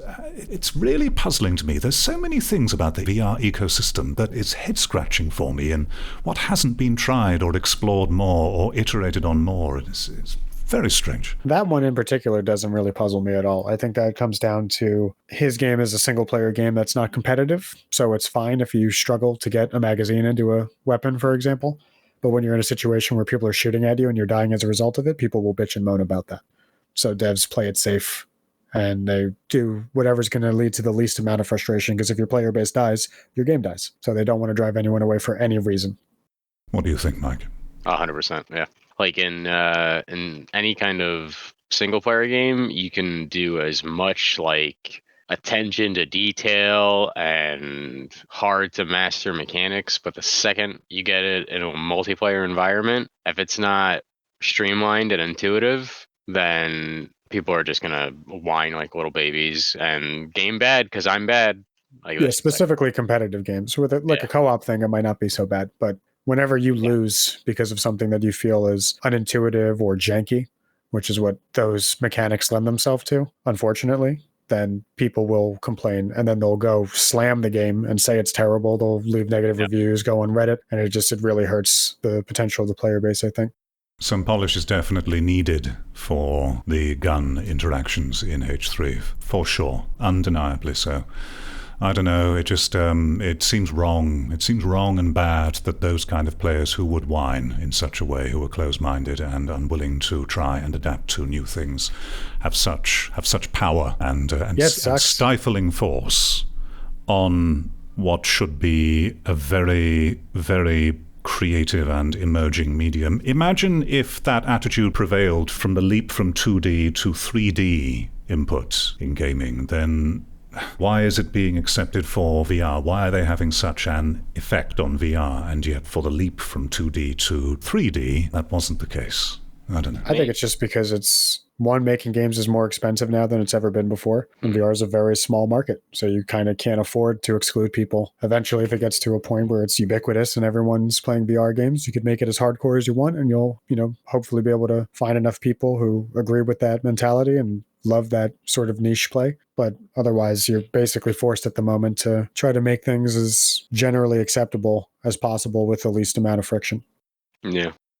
Why is it more expensive now? That doesn't make sense to me, because we have free commercial game engines, a wealth of resources online, many, many, many free assets and things which can be implemented into said engines. And I thought the point of having these generic game engines was to make it easier to make games and streamline the process. So it's art. I think art, and it's getting easier now with things like AI tools, for example. But for example, when we switched over from 2D to 3D games, you could have a studio of a handful of people pump out a high, considered at the time high quality game in something like 6 months, and nowadays people expect certain standards. They expect things to be very high fidelity, and that takes time and money and artists generally. And you don't want to put in that kind of investment, or a lot of bigger studios anyway, don't want to put in that kind of investment and then potentially risk it not succeeding because of things like that they could just do differently and give it a better chance. I think you're going to rely on indie developers to make the kind of games that we're talking about making for the foreseeable future, people who don't necessarily have stockholders and board members telling them they need to do things a certain way, and they can just take a risk for the sake of it, for the passion. I think the movie industry is a good kind of like allegory to this, where, you have all of these big movies now, and only big movies are kind of made now because of the fact that the little movies can't really cover their costs for production, because they're just not capable of making the money back, because they're not as enticing as these big movies. And the big movies are more designed for lowest common denominator versus like specific niche audiences. At least from the major studios. That's why you have your indie directors and filmmakers that end up getting their stuff directly to Netflix, for example, which is fine. It's good, but you don't get those big blockbuster, giant budget, more like sentimental, low action films these days. It's kind of like games cost more now because the industry has gotten so big that, like Anthony was saying, like standards have progressed, and like going from 2D to 3D, the standards went down technically because it was like a new thing, like you didn't have the same expectations because they weren't set yet. Now expectations are kind of set over the last 30 years. So I don't know. It's- When I think about the move from 2D to 3D, if we're talking about the PlayStation 1 era to the N64, if you think of a game like Mario 64 as well, did either of you play that? Mm-hmm. Yep. Which absolutely nailed the transition from 2D into 3D, and I'm not sure if I would agree with the standards or quality dropping from that transition. My memory is that it Well, I mean, was... graphics, and so for example, creating those graphics back then was less. It wasn't as big of a portion of the studio. Well, And people had lower nowadays- expectations anyway, Okay. right? You could have Mario was 200 tries total, right? But Right. nowadays that's a guy's fingernail. Right. So it's more time consuming to get something very high fidelity, which Right. as time goes on, people expect more and more. Like in the VR industry, we could make a game like Vengeful Rites, which was never beautiful, but it was more acceptable because there wasn't anything in VR and no one really had high expectations. But as that continues and you get bigger and bigger productions, people are going to want things that look like they were made with a bigger and bigger budget. And if someone's actually making that, they're not going to want to risk that investment on driving people away because the gun mechanics feel slightly less intuitive to some people, or it leads people to getting frustrated. I don't know. I kind of feel that the perception of people demanding such high fidelity is perhaps not as true or as accurate as it maybe is made out to be by companies whom would have an interest in marketing things in that particular way. I don't disagree. Yeah, I think it's hit or miss because there are some games like Rumble, for example, that require very high levels of precision from the player that they find a player base and people really enjoy it. But then there's other shooters where, I mean, it's mostly anecdotal, right? I go to places like Reddit or various forums or Discords, and you see countless people complaining about the jank of trying to reload their gun, or even people just having conversations and those insisting they don't want to have to load their gun versus purists saying you absolutely have to load your gun. There's just not a huge consensus. And I think more people, if they don't want to have to load their gun manually, those people are more likely to not play a game if that's a requirement than the other way around, where people who want you to load the gun, they're less likely to go, oh, I'm not going to play because I don't have to load my gun. They'll still give it a shot. That's fair. And again, it depends on the game and the context and what expectations it sets to the player or for the player from the get-go. The player should have an idea of what they're getting into. Yeah. And I would say with the gun reloading thing specifically, I much prefer having to manually reload my gun. Like we said, Onward was, probably my favorite shooter, and it did that not quite to the standard of H3, but, relatively well. But then in games I've played like Breachers, for example, where you don't reload at all. It's just a sort of timer. Once you're out of ammo, it takes a half a second or so and it automatically reloads. I thought I would hate that more than I did. I got used to that pretty quickly, and I thought it was fine. Do you not find that Breachers just plays completely like a flat screen game, though? No. Absolutely. I actually hate VR Breachers now. input. Yeah. I'm really not a fan at all. Really, really not. I enjoyed it briefly, but there's just things it does that I dislike tremendously, and things that are not even necessarily the developer's fault. I feel like the maps are too small, and it leads to things like, peaker advantage and lag having much more of an impact on the game, which in VR is the worst thing. When you get that, you're reminded again that you're in a game and that you're not actually there because I just got shot by a guy who was behind a wall that I couldn't see. It's infuriating. It is so infuriating. I don't know if any of you played the Contractors Showdown playtest, the new I did not. I had a few Royale. friends that played it. No. What were your impressions of it? It's arcadey stuff, but the Peaker's advantage is enormous in that game. Really, really, really bad. And I don't trust that they're going to fix it because the standard's quite low, and it seems that the lowest common denominator, as you say, they're fine with that. They're willing to It's also exploit just it. a really hard thing to fix. Like it exists in major productions, I think the best defense against it is something like Onward does, where you just have bigger maps, right? So it's if someone comes around a corner, their target is going to likely be further away. They're not going to be able to acquire them super quickly and lock onto them and blast them in the dome before they're spotted, and it's like there are reasons for and against that kind of level design in a shooter, especially one designed to work on the Quest, where you have limited hardware capabilities. You don't want to necessarily make big open sprawling areas. I think also how character movement is designed can either exacerbate or alleviate things like Pika's advantage to a certain degree, whereas currently a lot, if not most or all of the multiplayer shooters just have you accelerate so fast and have very little sense of inertia. That exacerbates that issue more so. Yeah, don't even get me started on the crouch buttons in FPS games where people are just spamming, going up and down at inhuman speeds. Oh my God, it's so bad. God, I detest seeing that in VR. It's so much worse seeing that in VR again, because when you put on the headset, you have expectations. You're embodying yourself in the game to a certain extent, and when you start seeing that trash, gamey behavior, it's inhuman just abilities. Yeah, it's just it shatters the whole thing. And your adjective inhuman is very accurate too. If anything, any or most FPS avatar flat screen, they're pretty superhuman with how fast they can move and climb and so on and so forth. And at least to me, having those attributes transferred one-to-one into VR, and this is even more egregious with Contractors Showdown, you can superhuman parkour your way through towns without any effort or need for precision of where your hand is at all. And it's just, it feels off in VR. Again, depends on your expectations, but it's not good. And I think it cheapens what the VR experience could be.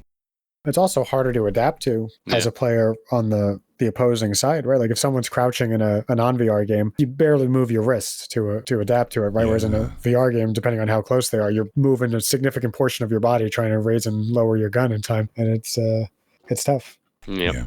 Okay then, gentlemen, if there was nothing else. No, I think that covers all the topics and then some. Well, thank you both very much for joining me. It's been a lovely conversation and nice to finally hear you and meet you properly. Yeah, nice to meet you. It was a good conversation. Yeah, been a blast. Thanks for having us.